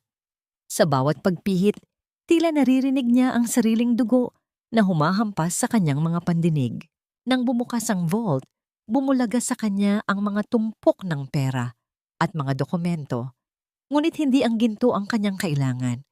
Sa pinakailalim ng mga papeles, nahanap niya ang isang makapal na kayumangging sobre. Nang buksan niya ito, tila gumuho ang huling pader ng kanyang pagtitimpi. Naroon ang lahat. Ang mga pekeng liham na may tatak ng embahada, ang mga gawa-gawang ulat ng korte sa Doha na nagsasabing si Teresa ay nakatakdang bitayin, at ang orihinal na titulo ng lupa ng kanyang ama na may kalakip na deed of sale. Nakita rin niya ang mga dokumento ng Diyos ng Baga, isang proyektong resort na balak itayo ni Doña Carmen sa mismong lupa ni Namang Carlos sa oras na maibenta niya ito sa mga dayuhang mamumuhunan. Ang bawat papel ay isang matalim na ebidensya ng pagtatraidor ng isang kadugo. Mabilis na kinuha ni Teresa ang kanyang telepono at sinimulang kuhanan ng litrato ang bawat pahina. Ang bawat kislap ng screen ay tila isang hakbang patungo sa kalayaan. Habang nagmamadali siya, may isang maliit na bagay ang nalaglag mula sa sobre. Isang lumang litrato na kupas na ang kulay. Ipinapakita nito ang dalawang bata, isang batang lalaki na nakangiti at isang batang babae na may hawak na manika. Sila si Mang Carlos at Doña Carmen noong sila ay bata pa. Ngunit ang mukha ni Mang Carlos sa litrato ay punong-puno ng malalalim na gasgas ng kuko. Tila ba matagal nang gustong burahin ng may-ari ang pagkatao ng kapatid sa kanyang buhay. Sa sandaling iyon, naunawaan ni Teresa na ang kasakiman ni Doña Carmen ay hindi lamang tungkol sa lupa, kundi tungkol sa isang matandang inggit na naging lason sa loob ng maraming dekada. Biglang nanigas ang buong katawan ni Teresa. Mula sa ibaba, narinig niya ang malakas na ugong ng makina ng sasakyan na pumasok sa malaking tarangkahan. Sinundan ito ng marahas na pagpreno sa tapat ng pintuan. Nakalimutan ko ang aking alahas na gagamitin para sa lansyon mamaya. Ang matinis na boses ni Doña Carmen ay umalingaw-ngaw mula sa sala, papalapit sa hagdanan. Nagpanik ang isipan ni Teresa. Mabilis niyang ibinalik ang mga papeles sa loob ng sobre at isinara ang vault. Ngunit sa kanyang pagmamadali, sumabit ang kanyang damit sa gilid ng mesa, naging sanhi ng paglipad ng isang mamahaling florera na muntik nang bumagsak sa sahig. Maingat niya itong nasalo, ngunit huli na. Narinig niya ang mabibigat at mabilis na yabag ng mga sapatos ni Doña Carmen sa pasilyo. Bawat tunog ng takong sa sahig ay tila isang hatol ng kamatayan. Wala na siyang oras para lumabas. Mabilis na nagtago si Teresa sa likod ng mahabang kurtinang pelus na nakasabit sa gilid ng bintana. Pinipigilan ang sariling paghinga hanggang sa sumakit ang kanyang dibdib. Bumukas ang pinto ng opisina nang may malakas na puwersa. Pumasok si Doña Carmen. Ang kanyang mukha ay puno ng pagkairita. Dumiretso ang tiyahin sa mesa, tila may hinahanap. Nanlamig ang mga kamay ni Teresa nang makita niyang huminto si Doña Carmen sa harap mismo ng vault. Ang mga daliri ni Doña Carmen ay humawak sa handle ng pinto, ngunit bigla itong tumigil. Lumingon ang tiyahin sa gawin ng bintana, kung saan ang kurtina ay bahagyang gumagalaw dahil sa mahinang hangin mula sa labas. Nanlisik ang mga mata ni Doña Carmen habang unti-unting lumalakad papalapit sa pinagtataguan ni Teresa. Tumitigil ang pagtibok ng puso ni Teresa sa bawat hakbang ni Doña Carmen papalapit sa kurtina. Ang dulo ng mamahaling sapatos ng kanyang tiyahin ay nakikita na niya sa ilalim ng tela. Ngunit bago pa man mahawi ang tabing na naghihiwalay sa kanila, isang malakas na ingay ng pagkabasag ng porselana ang umalingaw-ngaw mula sa pasilyo. Kasunod ang isang matinis na tili. Ay Diyos ko! Patawad po, senyora! Ang dulas po ng sahig! Ang boses ni Manang Saling. puno ng takot at pagmamakaawa. Napatigil si Doña Carmen. Ang kanyang mukha ay namula sa galit habang mabilis na lumingon patungo sa pintuan. Saling! Ang tanga-tanga mo, talagang matanda ka. Iyan ang paborito kong florera mula sa Italia. Nanggagalaiting bulyaw ni Doña Carmen bago padabog na lumabas ng opisina upang kumpiskahin ang sahod ng matandang kasambahay. Hindi na nag-aksaya ng panahon si Teresa. Sa bilis ng kidlat, lumabas siya sa likod ng kurtina, dumaan sa kabilang panig ng mesa at tahimik na lumabas sa bintanang bahagyang nakabukas. Gumapang siya sa makitid na pasamano ng ikalawang palapag hanggang sa makarating sa puno ng mangga na malapit sa bakod. Doon siya bumaba habang nanginginig ang buong katawan sa pinaghalong takot at pasasalamat kay Manang Saling. Makalipas ang ilang oras, muling nakipagkita si Teresa kay Attorney Manuel sa likod ng palengke. Ipinakita niya ang mga litrato sa kanyang telepono. Nanlaki ang mga mata ng abogado habang tinitingnan ang mga pekeng dokumento. Hija, ito na ang hinihintay nating alas. Madiin na wika ni Manuel. Ang mga kamay ay nanginginig sa kaba. Sapat na ito para kumuha ng temporary restraining order mula sa korte upang pigilan ang anumang bentahan ng lupa. Pero kailangan nating kumilos ng mabilis. Narinig ko sa munisipyo na bukas na ang nakatakdang pirmahan ng kontrata sa pagitan ni Carmen at ng mga mamumuhunan mula sa Maynila. Tumango si Teresa. Sa kanyang isipan, hindi sapat ang pigilan ng bentahan. Gusto niyang makita ang tuluyang pagguho ng kahariang itinayo ni Doña Carmen sa ibabaw ng luha ng kanyang mga magulang. Tinawagan niya ang kanyang kinatawan sa bangko, ang lalaking nakasuot ng itim na suit. Kumusta ang ating operasyon? Malamig na tanong ni Teresa. Tapos na, Senyora Teresita. Sagot ng lalaki sa kabilang linya. Binili na namin ang lahat ng promissory notes ni Doña Carmen mula sa 3 magkakaibang bangko.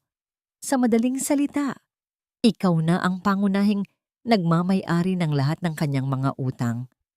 Kapag hindi natuloy ang bentahan ng lupa bukas, wala siyang pambayad at may karapatan tayong ipasequester ang lahat ng kanyang ari-arian. Pati na ang mansyong tinitirhan niya. Isang mapait na ngiti ang gumuhit sa mga labi ni Teresa. Nararamdaman na niya ang bigat ng katarungan na malapit nang bumagsak. Ngunit pagbalik niya sa mansyon, sinalubong siya ng isang madilim na kapaligiran. Nakaupo si Doña Carmen sa sala, kasama ang kinatawan ng Manila Real Estate Group. Halatang abala ang lahat sa paghahanda ng mga dokumento.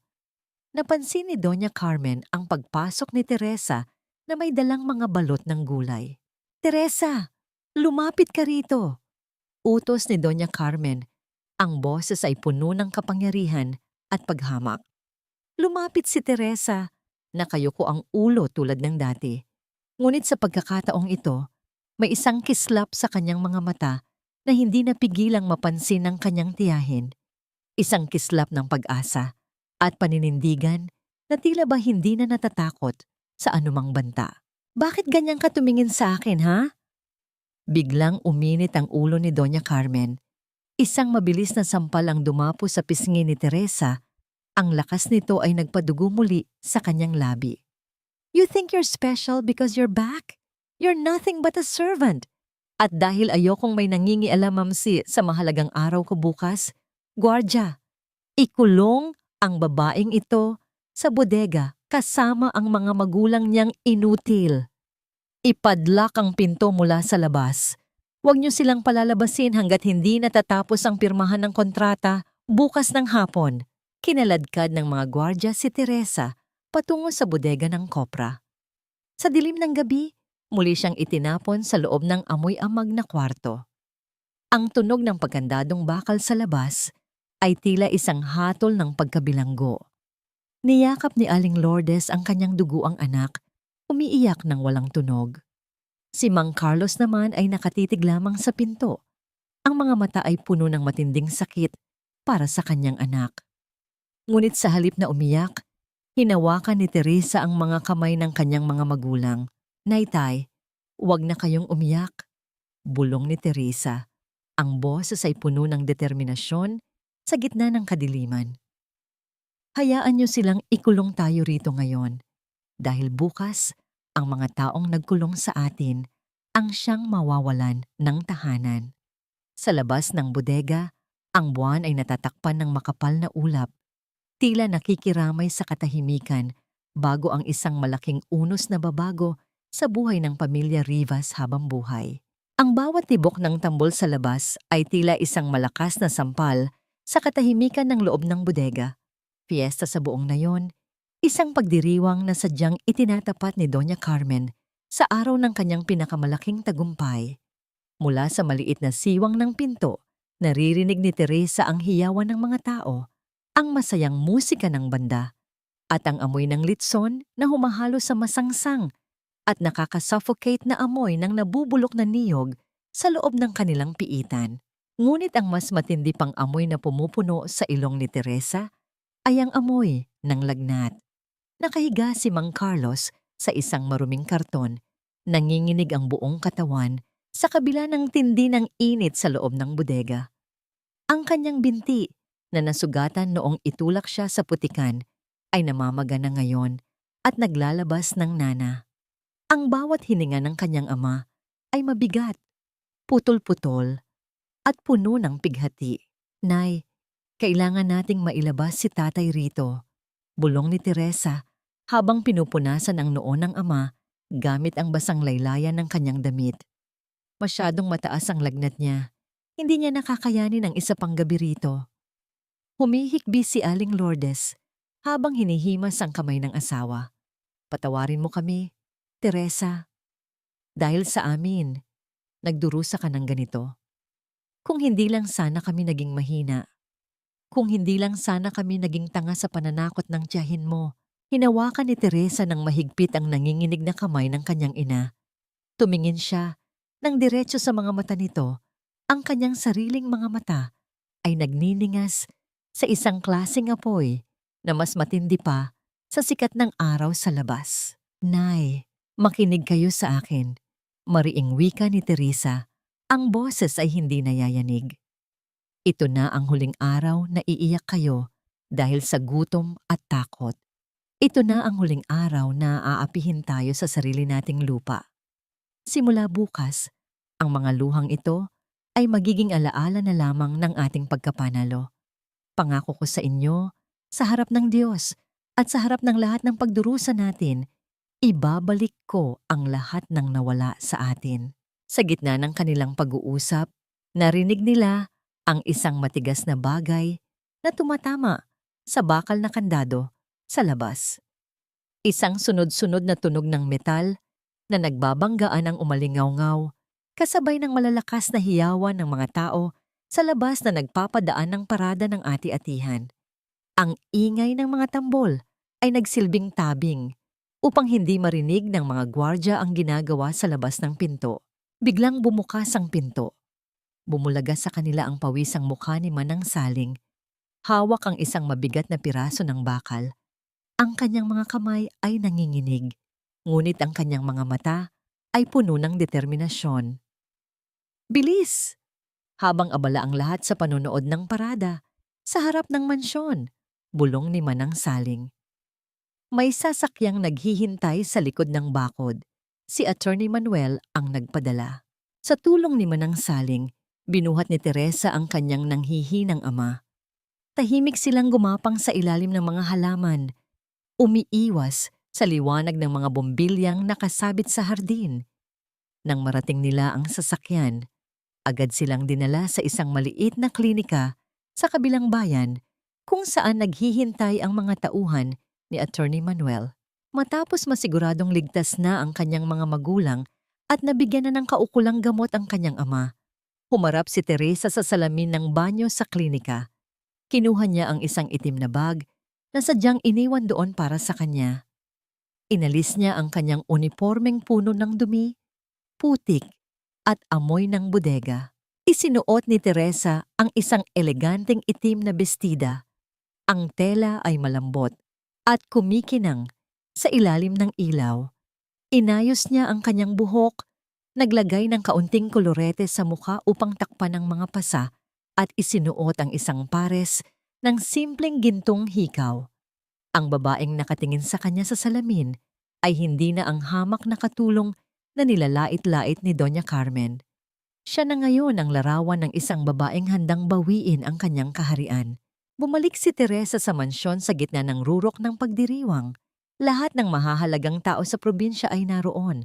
Suot ang kanilang pinakamagagarang barong at gown. Sa gitna ng sala, nakatayo si Doña Carmen. Hawak ang isang gintong panulat. Handa ng pirmahan ang kontrata ng pagbebenta ng lupa sa harap ng mga mamumuhunan at ng mga opisyal ng nayon. Sa wakas, matapos ang mahabang panahon ng paghihintay, ang lupang ito ay magiging simbolo na ng tunay na pag-unlad. Anunsyo ni Doña Carmen sa harap ng mikropono. Ang kanyang boses ay puno ng kayabangan. Ngunit bago pa man dumapo ang dulo ng panulat sa papel, isang malakas na pagtulak sa pintuan ang nagpatahimik sa buong silid. Pumasok si Teresa. Ang bawat hakbang ng kanyang takong sa marmol na sahig ay tila isang hatol na umalingaw-ngaw sa bawat sulok ng mansyon. Lahat ng mata ay nakatuon sa kanya. Ang misteryosong babaeng nakaitim na naglalakad ng may awtoridad na tila ba siya ang nagmamay-ari ng hangin na kanilang nilalanghap. Nanlaki ang mga mata ni Doña Carmen. Ang panulat sa kanyang kamay ay nanginginig habang pinagmamasdan ang kanyang pamangkin. Hindi siya makapaniwala sa nakikita. Paano nakalabas ang babaeng ito sa bodega? At sino ang nagbigay sa kanya ng karapatang magsuot ng ganyang klaseng karangyaan? Anong ginagawa mo rito, Teresa? Nanginginig sa galit na tanong ni Doña Carmen. Pilit na itinatago ang kanyang kaba. Guardia, bakit nakalabas ang katulong na ito? Ilabas siya. Ngayon din. Ngunit walang gwardyang gumalaw.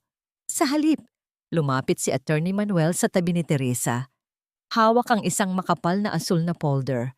Tumingin si Teresa ng diretso sa mga mata ng kanyang tiyahin. Isang malamig at matalim na ngiti ang gumuhit sa kanyang mga labi. Masyado ka namang nagmamadali, Tita Carmen. Ang boses ni Teresa ay mahinahon, ngunit bawat salita ay parang bakal na tumatama sa dibdib ng lahat ng nakikinig. Hindi ba dapat ay hintayin mo muna ang tunay na nagmamay-ari ng lupang ito bago mo ito ibenta sa iba? Anong kabalastugan ito, Teresa? Isang hamak na katulong, maglalakas loob na gambalain ang pirmahan ng kontratang ito? Ang nanginginig sa galit na boses ni Doña Carmen ay umalingaw-ngaw sa buong mansyon. Tila isang kulog na nagpatahimik sa lahat ng panauhin. Sa gitna ng marangyang sala, kung saan ang amoy ng mamahaling alak at pabango ay humahalo sa tensyon, nakatayo si Teresa ng may tuwid na likod. Ang bawat mata sa loob ng silid, mula sa mga mayamang negosyante hanggang sa mga opisyal ng munisipyo, ay nakatuon sa kanya. Ngunit sa pagkakataong ito, hindi nila nakikita ang dumi at putik na dati ay bumabalot sa kanya. Ang nakikita nila ay isang babaeng may taglay na awtoridad na tila mas matayog pa kaysa sa nagtataasang pader ng mansyong yon. Mabagal na naglakad si Teresa papalapit sa mahabang lamesa kung saan nakalatag ang kontrata. Tumingin siya ng diretso sa mga mata ni Doña Carmen. Ang kanyang paningin ay matalas at walang anumang bahid ng takot. Ang katotohanan ang nagbigay sa akin ng karapatan, Tita Carmen. Mahinahon, ngunit bawat salita ni Teresa ay parang bakal na tumatama sa dibdib ng lahat. Hindi ba't mas malaking kabalastugan ang magbenta ng lupang nakuha sa pamamagitan ng pananakot at pandaraya? Ang lupang ito ay pag-aari ng tatay ko, si Carlos Rivas, at ang pirma mo sa mga dokumentong hawak mo ngayon ay walang halaga dahil galing ito sa isang kasinungalingan. Isang malakas na pagtawa ang pinakawalan ni Doña Carmen, bagaman bakas sa kanyang mga mata ang unti-unting paggapang ng kaba. Nababaliw ka na. May pirma ang tatay mo sa deed of sale. Voluntaryo niyang ibinigay ang lupa bilang bayad sa milyon-milyong ginastos ko para iligtas ka sa bitayan sa Doha. Tinatanaw mo ba itong utang na loob sa akin? Sa sandaling iyon, Lumapit si Attorney Manuel. Inilapag niya ang asul na folder sa ibabaw ng kontrata. Saktong natakpan ang pirma ni Doña Carmen. Senyora Carmen, ito ay isang temporary restraining order mula sa korte. Ang boses ng abogado ay puno ng bigat ng batas. Ipinapatigil nito ang anumang bentahan ng lupang ito hanggat hindi natatapos ang investigasyon sa kasong estafa at falsification of public documents na isinampa namin laban sa inyo kaninang umaga. Nanigas ang buong katawan ni Doña Carmen. Ang panulat na ginto na hawak niya ay dahan-dahang nalaglag mula sa kanyang mga daliri at gumulong sa sahig. Isang tunog ng pagkatalo na tila narinig ng lahat. Anong ebidensya ang sinasabi niyo? Bulyaw ni Doña Carmen, pilit na kumakapit sa huling hibla ng kanyang kayabangan. Gawa-gawa niyo lang yan. Wala kayong mapapatunayan. Hindi sumagot si Teresa. Sa halip inilabas niya ang kanyang telepono at ikinonekta ito sa malaking speaker system na ginamit kanina para sa masayang musika ng fiesta. Ang bawat panauhin ay nagkatinginan, puno ng pagtataka at kuryosidad. Sa isang pindot lamang, umalingaw-ngaw sa buong mansyon ang isang boses na nanginginig sa takot at pagsisisi. Patawarin niyo ako, Tito Carlos. Ako ang nagdala ng pekeng sulat galing sa embahada. Ako ang nagbayad sa fixers para palabasing papatayin na si Teresa sa Doha para ibigay niyo ang titulo. Gusto ko lang namang maging proud sa akin si Mommy. Ang boses ni Leo ay malinaw. Bawat hikbi at bawat pag-amin ay sumaksak sa katahimikan ng silid. Ang mga negosyante mula sa Manila Real Estate Group ay agad na nagsitayo. Ang kanilang mga mukha ay puno ng pagkabigla at pagkadismaya. Maging ang mga kapitbahay na nakasilip sa bintana, kabilang na si Aling Rosa, ay nagsimulang magbulungan ng malakas. Ang hiya na dati ay pilit na iniiwasan ni Mang Carlos ay ngayon ay lumalamon na ng buo kay Doña Carmen. Tumingin si Doña Carmen sa kanyang anak na si Leo, na ngayon ay nakatayo sa isang sulok, nakayuko at hindi makatingin sa kahit na sino. Ang mukha ng reyna ng mansyon ay namutla, ang kanyang labi ay nanginginig sa tindi ng kahihiyan na nararanasan sa harap ng buong baryo. Kasalanan mo ito! Biglang sumigaw si Doña Carmen, nawalan na ng katinuan habang dinuduro si Teresa. Siniraan mo ang sarili mong pamilya. Lahat ng ginawa ko ay para sa dangal ng ating apelyido. Hindi mo ako mapapabagsak ng ganito lang. Mabilis na lumapit si Doña Carmen kay Teresa. Ang kanyang mga kamay ay nakataas, na parang mga kuko ng isang halimaw. Balak na sugurin at saktan ang kanyang pamangkin sa harap ng lahat. Ngunit bago pa man dumapo ang anumang palad, isang matangkad na lalaking nakasuot ng itim na suit ang humarang sa kanya. Ang kinatawan ng bangko na kanina patahimik na nakamasid. Senyora Carmen Rivas. Ang boses ng lalaki ay malamig at formal. Hindi lang po ang lupa ang problema ninyo ngayon. Ang Manila Real Estate Group ay nagpasyang kansilahin ang inyong kontrata dahil sa moral turpitude clause. At dahil wala na kayong pagkukunan ng pambayad, narito ang notice of foreclosure para sa mansyong ito at sa lahat ng inyong ari-arian. Ang lahat ng inyong utang sa bangko ay binili na ng kliyente ko, si Miss Teresita Rivas. Ang huling mga salita ng lalaki ay tila isang malaking pader na gumuho sa ibabaw ni Doña Carmen. Napaatras ang matanda, ang kanyang mga binti ay nanlambot hanggang sa bumagsak ang kanyang mga tuhod sa matigas at malamig na marmol ng kanyang sariling sala. Tiningnan ni Teresa ang kanyang tiyahin mula sa itaas.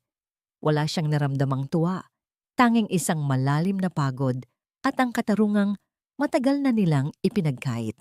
Ang akala mo ba, Tita Carmen, ay pera lang ang kailangan para makamit ang lahat? Mahinahong tanong ni Teresa, habang ang mga gwardya ay nagsisimula nang lumapit upang alisin ang mga panauhin. Mali ka. Ang katarungan ay hindi nabibili, at ang puso ng isang ama ay hindi kailanman mapapatay ng kahit anong pekeng papel. Sa gitna ng gulo at ingay ng mga taong nagsisialisan, isang bagong balita ang mabilis na kumalat mula sa mga tauhan sa labas. Isang pulutong ng mga pulis ang kasalukuyang pumasok sa malaking tarangkahan, bit-bit ang isang warrant of arrest na may pangalan ni Doña Carmen Rivas. Ang mga asul at pulang ilaw mula sa sasakyan ng pulis ay nagmistulang mga kidlat na bumabasag sa karangyaan ng gabi. Ang masayang musika ng fiesta sa labas ay unti-unting napalitan ng mga bulungan at tawanan ng mga taong dati ay yumuyukod kay Doña Carmen. Ngunit ngayon ay saksi sa kanyang pinakamalaking kahihiyan. Sa gitna ng sala, dahan-dahang lumapit ang dalawang opisyal ng pulisya. Ang tunog ng kanilang mabibigat na bota sa mamahaling marmol ay tila bawat tibok ng katarungang matagal na ipinagkait.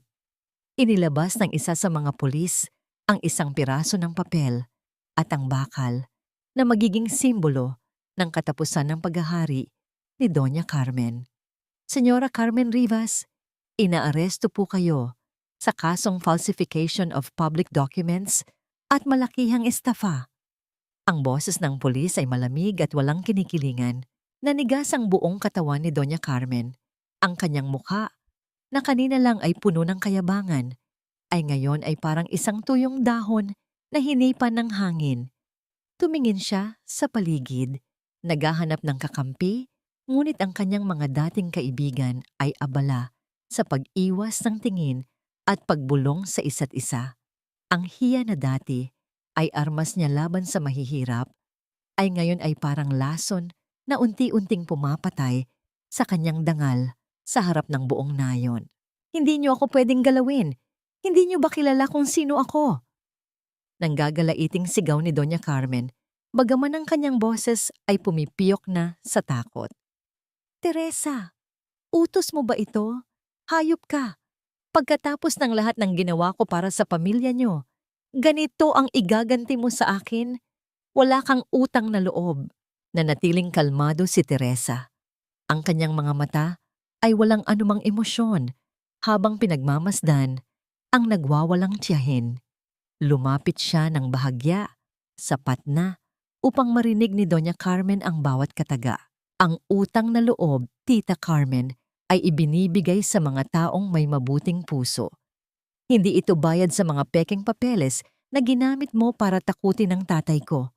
Mahinahon ang boses ni Teresa, ngunit ang bawat salita ay parang latigo. Sinunog mo ang wheelchair ni tatay, pinakain mo sila ng panis na kanin, at itinuring mo kaming parang aso sa sarili naming lupa. Ngayong gabi, ang lahat ng ginawa mo ay babalik sa'yo. Sa gitna ng sigawan lumapit ang kinatawan ng bangko at iniabot ang opisyal na dokumento ng foreclosure. Dahil sa pagkansela ng inyong kontrata at ang pagbili ni Miss Teresita Rivas sa lahat ng inyong utang, opisyal na pong kinukuha ng bangko ang mansyong ito. Mayroon na lamang kayong 24 na oras upang ilabas ang inyong mga personal na gamit. Lahat ng furniture at mamahaling kagamitan dito ay kasama na sa sequestration. Napaupo si Doña Carmen sa sahig. Ang kanyang mamahaling bestidang sutla ay sumayad sa dumi at natapong alak. Ngunit tila wala na siyang pakialam. Ang kanyang korona ay tuluyan ng nalaglag. Ang babaeng dati ay hindi makatapak sa putik, ay ngayon ay nakalubog sa putikan ng sarili niyang mga kasalanan. Pilit na lumapit si Doña Carmen sa paanan ni Teresa. Ang kanyang mga nanginginig na kamay ay humawak sa laylayan ng itim na damit ni Teresa. Nakiusap ng may panginginig ang boses. Teresa, please, wag mo itong gawin sa akin. Pagmamakaawa ni Doña Carmen, ang mga luha ay nagmantsa sa kanyang makapal na makeup. Mag-aanak tayo. Saan ako pupunta? Saan kami titira ni Leo? Patawarin mo na ako. Babayaran ko ang lahat, bigyan mo lang ako ng pagkakataon. Tiningnan ni Teresa ang mga daliri ni Doña Carmen na nakahawak sa kanyang damit. Marahan niyang tinanggal ang bawat daliri ng kanyang tiyahin, hindi dahil sa galit, kundi dahil sa kawalan na ng halaga ng mga ito sa kanyang buhay. Noong lumuhod si tatay sa putikan para makiusap na huwag mong sunugin ang wheelchair niya, nasaan ang awa mo, tita? Tanong ni Teresa. Ang kanyang boses ay bahagyang nanginig sa matandang hapdi. Noong itinapon mo sa putikan ang kamoteng kakainin sana nila, nasaan ang pagiging mag-anak mo? Tumayo si Teresa at tumalikod. Sa likuran niya, narinig niya ang malakas na tunog ng bakal na naglalapat sa mga pulso ni Doña Carmen. Ang tunog na yon ay tila hudyat na ang mahabang panahon ng paghihirap ng mga Rivas ay natapos na. Kinaladkad ng mga pulis si Doña Carmen palabas ng mansyon. Ang bawat hakbang niya ay sinasabayan ng mga panlalait at kutyang hiyaw ng mga taga nayon na matagal na ring nagkimkim ng galit sa kanyang kasungitan. Si Leo naman ay tahimik na sumunod sa mga pulis, nakayuko at tila tanggap na ang kapalaran bilang kabayaran sa kanyang kahinaan. Naiwan si Teresa sa gitna ng malaking sala. Ang mansyong dati ay puno ng yabang, ay ngayon ay tila isang malaking libingan ng mga ambisyong itinayo sa maling paraan. Pinatay ng mga tauhan ni Teresa ang malaking chandelier. Sa unti-unting pagdidilim ng paligid, ang tanging natira ay ang liwanag ng buwan na tumatagos sa mga bintana. Humarap si Teresa kay Attorney Manuel at Manang Saling. Isang malalim na buntong hininga ang pinakawalan niya. Salamat po sa inyong lahat. Tapos na ang laban dito sa mansyon. Panahon na para bumalik sa tunay nating tahanan. Lumabas si Teresa sa mansyon nang hindi lumingon sa huling pagkakataon. Sa labas ng tarangkahan, naghihintay ang isang sasakyang magdadala sa kanya sa klinika kung saan naroon ang kanyang mga magulang. Ang malamig na hangin ng gabi ay tila may dalang bulong ng kapayapaan. Ngunit habang papasok siya sa sasakyan, isang huling anino ang gumalaw sa gilid ng madilim na hardin. Isang lihim na dokumentong hindi nahanap sa vault, ang tila hinihintay pang matuklasan, isang lihim na maaring magpabago sa tingin ni Teresa sa kanyang amang, si Mang Carlos. Sa loob ng maliit at payapang silid sa klinika, tanging ang mahinang ugong ng kagamitang medikal at ang malalim na paghinga ni Mang Carlos ang maririnig. Ang amoy ng antiseptic ay tila naghuhugas sa mga huling bakas ng amoy ng bodega ng kopra na kumapit sa kanilang balat sa loob ng mahabang panahon. Nakaupo si Teresa sa tabi ng kama ng kanyang ama, mahigpit na hawak ang nanghihina nitong kamay. Dumating si Manang Saling, bit-bit ang isang maliit at kinalawang na latang biskwit. Ang matandang kasambahay ay bakas ang pagod, ngunit may ngiti ng kalayaan sa kanyang mga labi.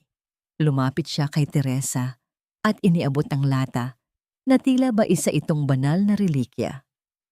Hija, nahanap ko ito sa ilalim ng mga bunot ng niyog sa bodega bago pa tayo ikulong ni Carmen, bulong ni Manang Saling. Ito ang itinatago ng iyong tatay na hindi kailanman nalaman ng iyong tiyahin. Nanginginig ang mga daliri ni Teresa habang binubuksan ang lata. Sa loob nito ay may ilang kupas na barya, isang maliit na rosaryo, at isang selyadong sobre na may nakasulat na pangalan ni Teresa sa nanginginig na sulat kamay ni Mang Carlos. Binuksan niya ang sobre at binasa ang nilalaman nito. Ang liham ay isinulat ni Mang Carlos noong panahon na binalita sa kanya ni Doña Carmen na si Teresa ay nahaharap sa parusang kamatayan sa duha. Teresa, anak ko, kung binabasa mo ito, marahil ay wala na ako. Sinabi ni Carmen na kailangan ng malaking halaga para maligtas ang buhay mo. Alam kong niloloko niya ako, anak. Ramdam ng puso ko na may mali sa mga papeles na ipinapakita niya. Pero kahit anong liit ng pagkakataon na totoo ang sinasabi niya, hindi ko kayang ipagsapalaran ang buhay mo. Mas mahalaga ka kaysa sa anumang lupang pamana. Ibibigay ko ang lahat, pati na ang dangal ko. Basta't makahinga ka lang ng malaya sa ilalim ng langit. Huwag kang magalit kay Carmen kapag nalaman mo ang lahat. Ang katarungan ay nasa kamay ng Diyos at ang pagmamahal ko sa iyo, ang tanging yaman na hindi niya mananakaw. Napahagulgol si Teresa, ibinaon ang kanyang mukha sa kama ng kanyang ama. Ang bawat salita sa liham ay parang mga haplos ng pagmamahal na bumabalot sa kanyang pusong puno ng galit. Ang akala niya ay siya ang nagliligtas sa kanyang mga magulang, ngunit ang totoo, ang kanyang ama ay matagal na siyang iniligtas sa pamamagitan ng isang dakilang sakripisyo. Alam ni Mang Carlos na dinadaya siya, ngunit mas pinili niyang magmukhang tanga at mawalan ng lahat, huwag lamang manganib ang buhay ng kanyang kaisa-isang anak. Nagising si Mang Carlos, ang kanyang mga mata ay dahan-dahang bumukas at tumama sa dugo ang pisngi ni Teresa na puno ng luha. Ngumiti ang matanda, isang nangiting puno ng kapayapaan at liwanag. "Tapos na ba, anak?" Mahina at paos na tanong ni Mang Carlos. "Opo, Tay. Tapos na po. Tayo na ang nagmamay-ari ng lahat," sagot ni Teresa habang hinahalikan ng kamay ng ama. "Hindi na tayo babalik sa bodega. May bago na tayong tahanan." Umiling ng dahan-dahan si Mang Carlos. Ang tahanan, Teresa, ay hindi ang mansyong bato ni Carmen. Ang tahanan ay ang pagmamahal na itinatago natin sa puso natin. Kahit na tayo ay nasa putikan, ang mahalaga ay magkakasama tayong muli. Sa labas ng klinika, sumisikat na ang araw sa likod ng mga bundok, nagdadala ng bagong pag-asa para sa pamilya Rivas. Ang mga balita tungkol sa pagkakakulong ni Doña Carmen ay naging usap-usapan sa buong probinsya. Ngunit para kay Teresa, ang tunay na tagumpay ay ang makitang muling nakangiti ang kanyang ama nang walang takot. Gayunpaman, habang pinaplano ni Teresa ang pagbili muli sa kanilang lupang pamana, isang hindi inaasahang bisita ang dumating sa klinika. Si Leo, ang anak ni Carmen, ay nakatayo sa labas ng pinto, bitbit ang isang malaking susi at isang dokumento na hindi kailanman inaasahan ni Teresa na makikita. Ang dokumentong yon ay ang orihinal na titulo ng lupa na sinasabing nawala na, at sa likod nito ay may nakasulat na huling testamento ng kanilang lolo na magpapabago sa kapalaran ng lahat ng Rivas. Nakatayo si Leo sa may pintuan ng klinika. Ang kanyang mga balikat ay nakalaylay at ang kanyang muka ay tila isang anino ng dati niyang pagkatao. Hawak niya ang isang lumang itim na folder na bahagyang nabasa ng ulan. Ang kanyang mga mata, na dati ay puno ng takot sa kanyang ina, ay ngayon ay puno ng isang klaseng kapayapaan na tanging ang katotohanan lamang ang makakapagbigay. Hindi ito kay Mami Teresa. Kahit kailan, hindi ito naging kanya. Ang boses ni Leo ay nanginginig. Bawat salita ay tila isang mabigat na batong inilalabas niya mula sa kanyang dibdib. Dahan-dahang lumapit si Teresa. Ang kanyang mga mata ay nananatiling mapagmatyag. Inabot ni Leo ang folder. Sa loob nito ay ang orihinal na titulo ng lupa. Ngunit may kalakip itong isang sulat na may selyo ng isang lumang notaryo publiko mula pa noong dekada 90. Ito ang conditional deed of donation na ginawa ng kanilang lolo, si Lolo Tasio, bago ito pumanaw. Nakasaad sa dokumento na ang lahat ng lupain ay ipinapamana kay Carlos at si Carmen ay binibigyan lamang ng karapatang tumira sa mansyon habang siya ay nabubuhay sa kondisyong hindi niya pagtatangkaang agawin ang pagmamay-ari nito sa pamamagitan ng anumang legal o ilegal na paraan. Sa oras na gumawa si Carmen ng anumang hakbang upang linlangin ang kanyang kapatid, ang lahat ng kanyang karapatan sa mansyon at sa anumang bahagi ng lupa ay automatikong mawawalan ng bisa at mapupunta lahat kay Carlos. Nahanap ko ito sa ilalim ng sahig ng kwarto ni Mami noong gabing inaresto siya. Paliwanag ni Leo, habang ang mga luha ay muling naglandas sa kanyang mga pisngi. Alam ni Lolo Tasio ang inggit sa puso ni Mami. Alam niyang darating ang araw na gagawin niya ito kay Tito Carlos. Itinago ito ni Mami sa loob ng maraming taon. Pilit na binubura ang huling habilin ni Lolo para lamang makuha ang lahat. Napakuyom ang kamay ni Teresa sa dokumento. Ang kanyang lolo ay nag-iwan ng isang proteksyon, isang huling kalasag para sa kanyang amang si Carlos. Ang lahat ng paghihirap, ang lahat ng pagtitiis ni Mang Carlos at Aling Lourdes sa bodega ng Kopra ay bunga ng isang matandang kasinungalingan na pilit na itinago ni Doña Carmen. Tumingala si Leo kay Teresa. Ang kanyang mga kamay ay nakataas. na tila sumusuko sa tadhana. Teresa, handa akong tumistigo laban sa kanya. Hindi ko na kayang mabuhay sa ilalim ng mga kasinungalingan niya. Kunin mo na ang susi ng vault sa bangko sa lungsod. Nandoon ang lahat ng alahas na ninakaw niya sa inyo sa loob ng maraming taon. Ibalik mo na ang lahat sa pamilya mo. Tiningnan ni Teresa ang kanyang pinsan.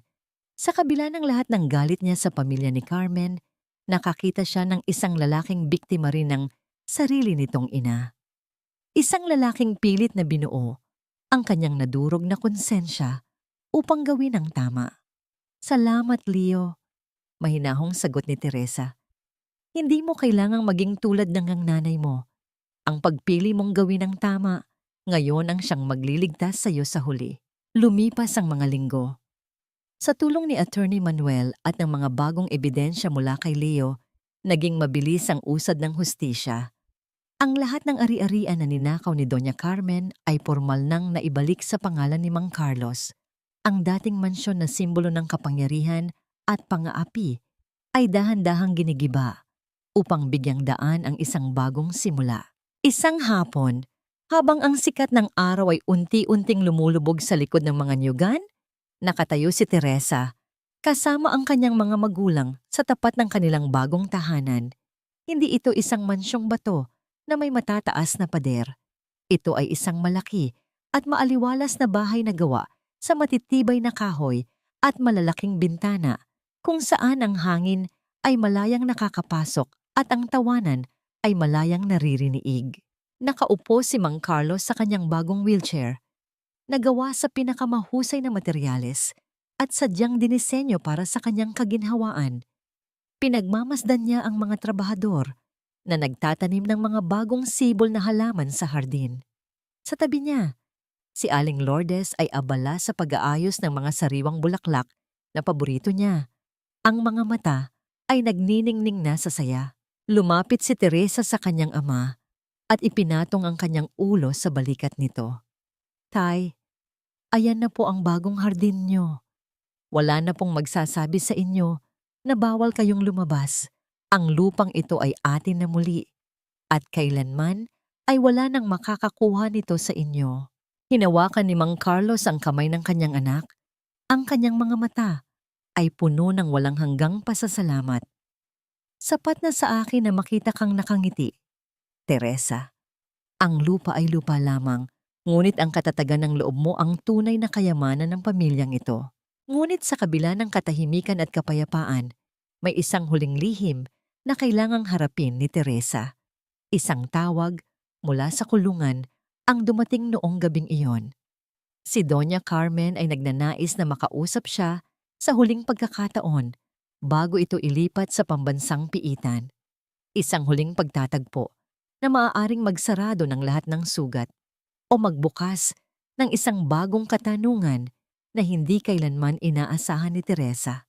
Malasado at madilim ang loob ng pambansang piitan, isang lugar na sadyang malayo sa mabangong sala at malambot na kama na kinagisna ni Doña Carmen. Ang amoy ng kalawang, pawis at kawalan ng pag-asa ay tila nanununuot sa bawat sulok ng silid kung saan naghihintay ang dating reyna ng mansyon. Nakaupo si Teresa sa tapat ng makapal na salamin. Ang kanyang anyo ay payapa at puno ng dignidad, malayo sa basahan at putik na dati ay ipinapahid sa kanya. Nang lumabas si Doña Carmen mula sa madilim na pasilyo, halos hindi siya makilala ni Teresa. Ang kanyang buhok na dati ay laging maayos, ay ngayon ay gusot-gusot na at puno ng puti. Ang kanyang balat ay tila tuyong papel, at ang kanyang mga mata na dati ay naglalabas ng apoy ng kayabangan, ay ngayon ay tila dalawang malalim at madilim na balon ng pighati. Wala na ang mga alahas na kumikinang. Tanging ang kulay kahel na uniforme na lamang ang nagpapaalala sa kanyang bagong katotohanan. Dahan-dahang kinuha ni Doña Carmen ang telepono sa kabilang panig ng salamin.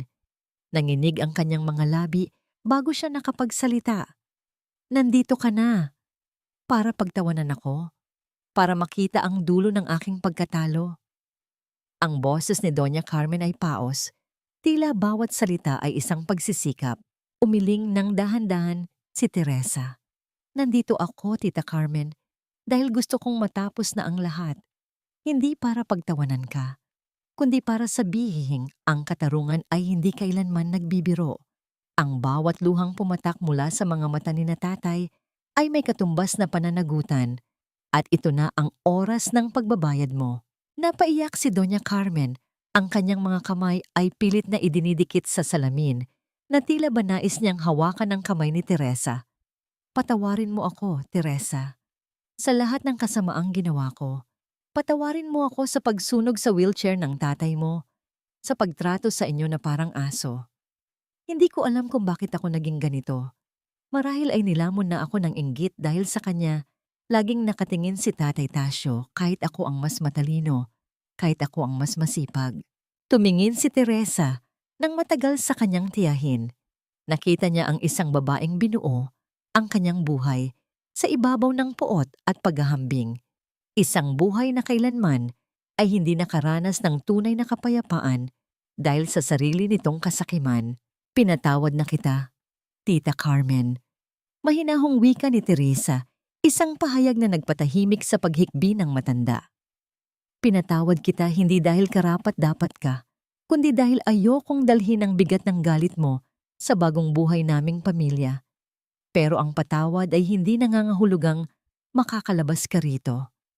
Ang patawad ay para sa aming kapayapaan at ang kulungan ay para sa iyong katarungan.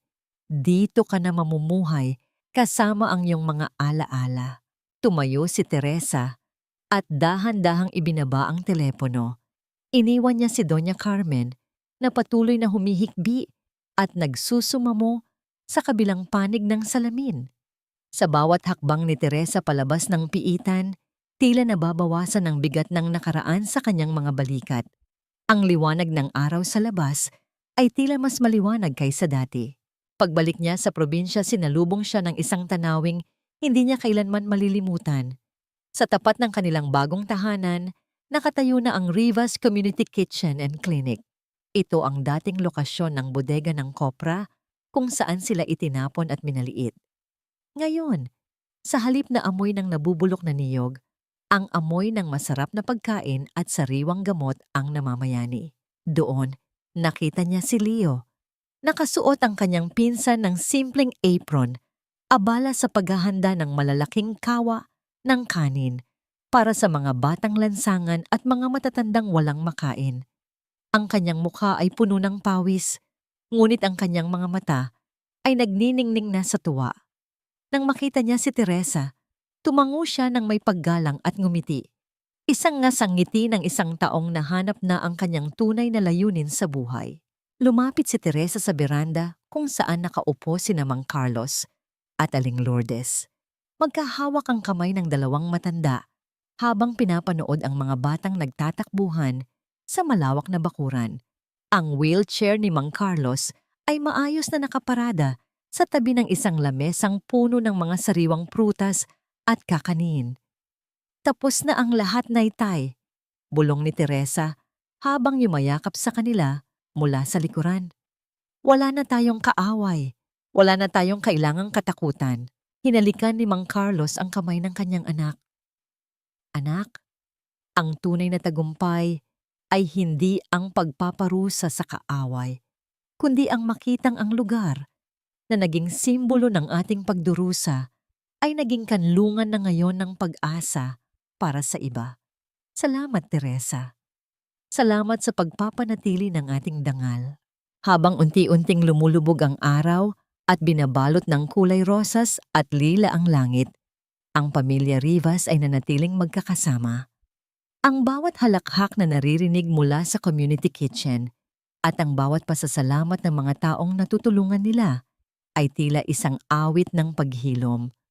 Ang sugat ng kahapon ay naging peklat na lamang na nagpapaalala sa kanila na sa kabila ng pinakamadilim na gabi, laging may pagsikat ng araw para sa mga pusong marunong magmahal at lumaban ng may katarungan. Ang lahat ng dumi, putik at amoy ng bodega ay tuluyan ng naglaho.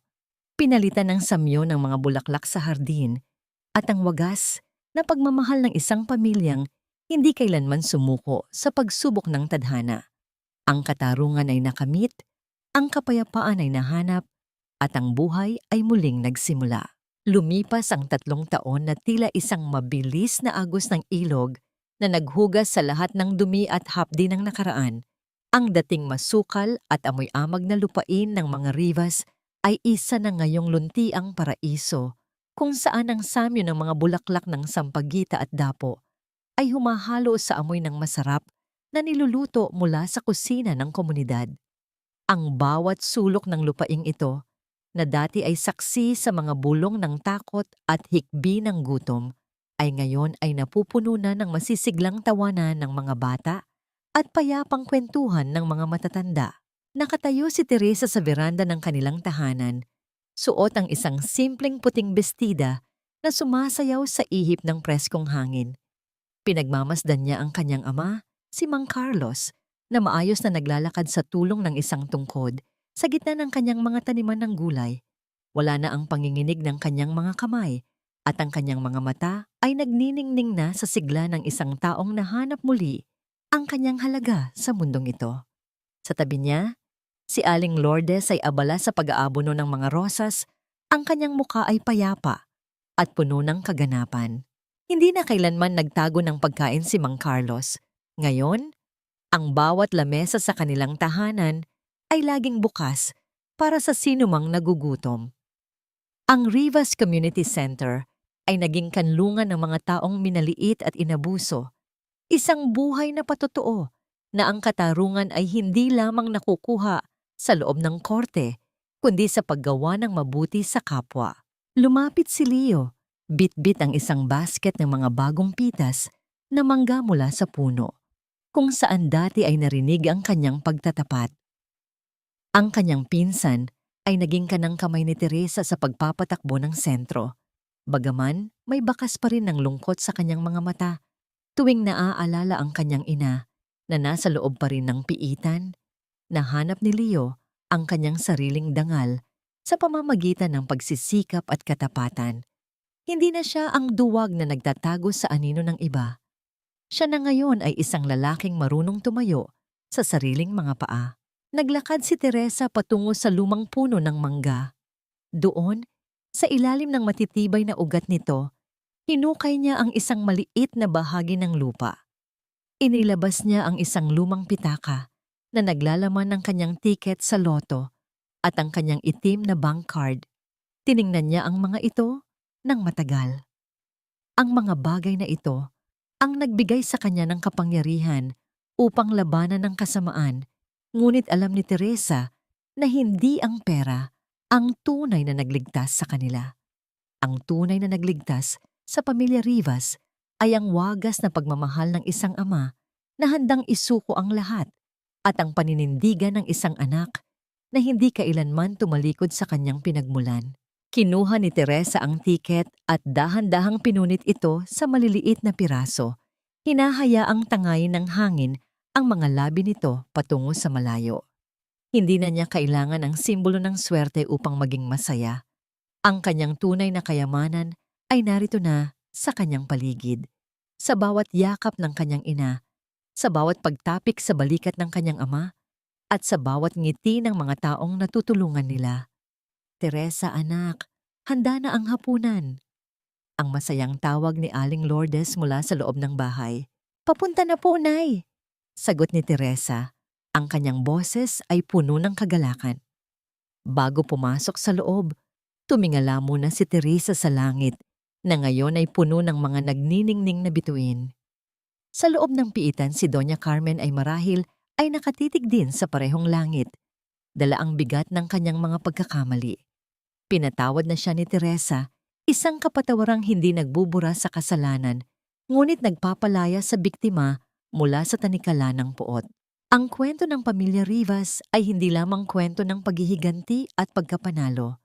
Ito ay isang paalala na ang tunay na kapangyarihan ay nasa katotohanan at ang pinakamalaking utang na loob na dapat nating bayaran ay ang utang natin sa ating sariling dangal at sa pag-ibig na nagbibigay sa atin ng lakas upang bumangon mula sa putikan. Sa gitna ng katahimikan ng gabi, ang bawat haligi ng kanilang bagong tahanan ay tila bumubulong ng isang pangako na sa lupang ito, wala nang iiyak sa gutom, wala nang mangangatog sa takot, at ang pag-ibig ay mananatiling buhay hanggang sa huling tibok ng kanilang mga puso. Ang paglalakbay ni Teresa mula sa pagiging isang hamak na katulong patungo sa pagiging haligi ng katarungan ay natapos na. At sa bawat pagpikit ng kanyang mga mata, alam niyang ang kanyang pamilya ay ligtas na sa ilalim ng lilim ng tunay na kapayapaan.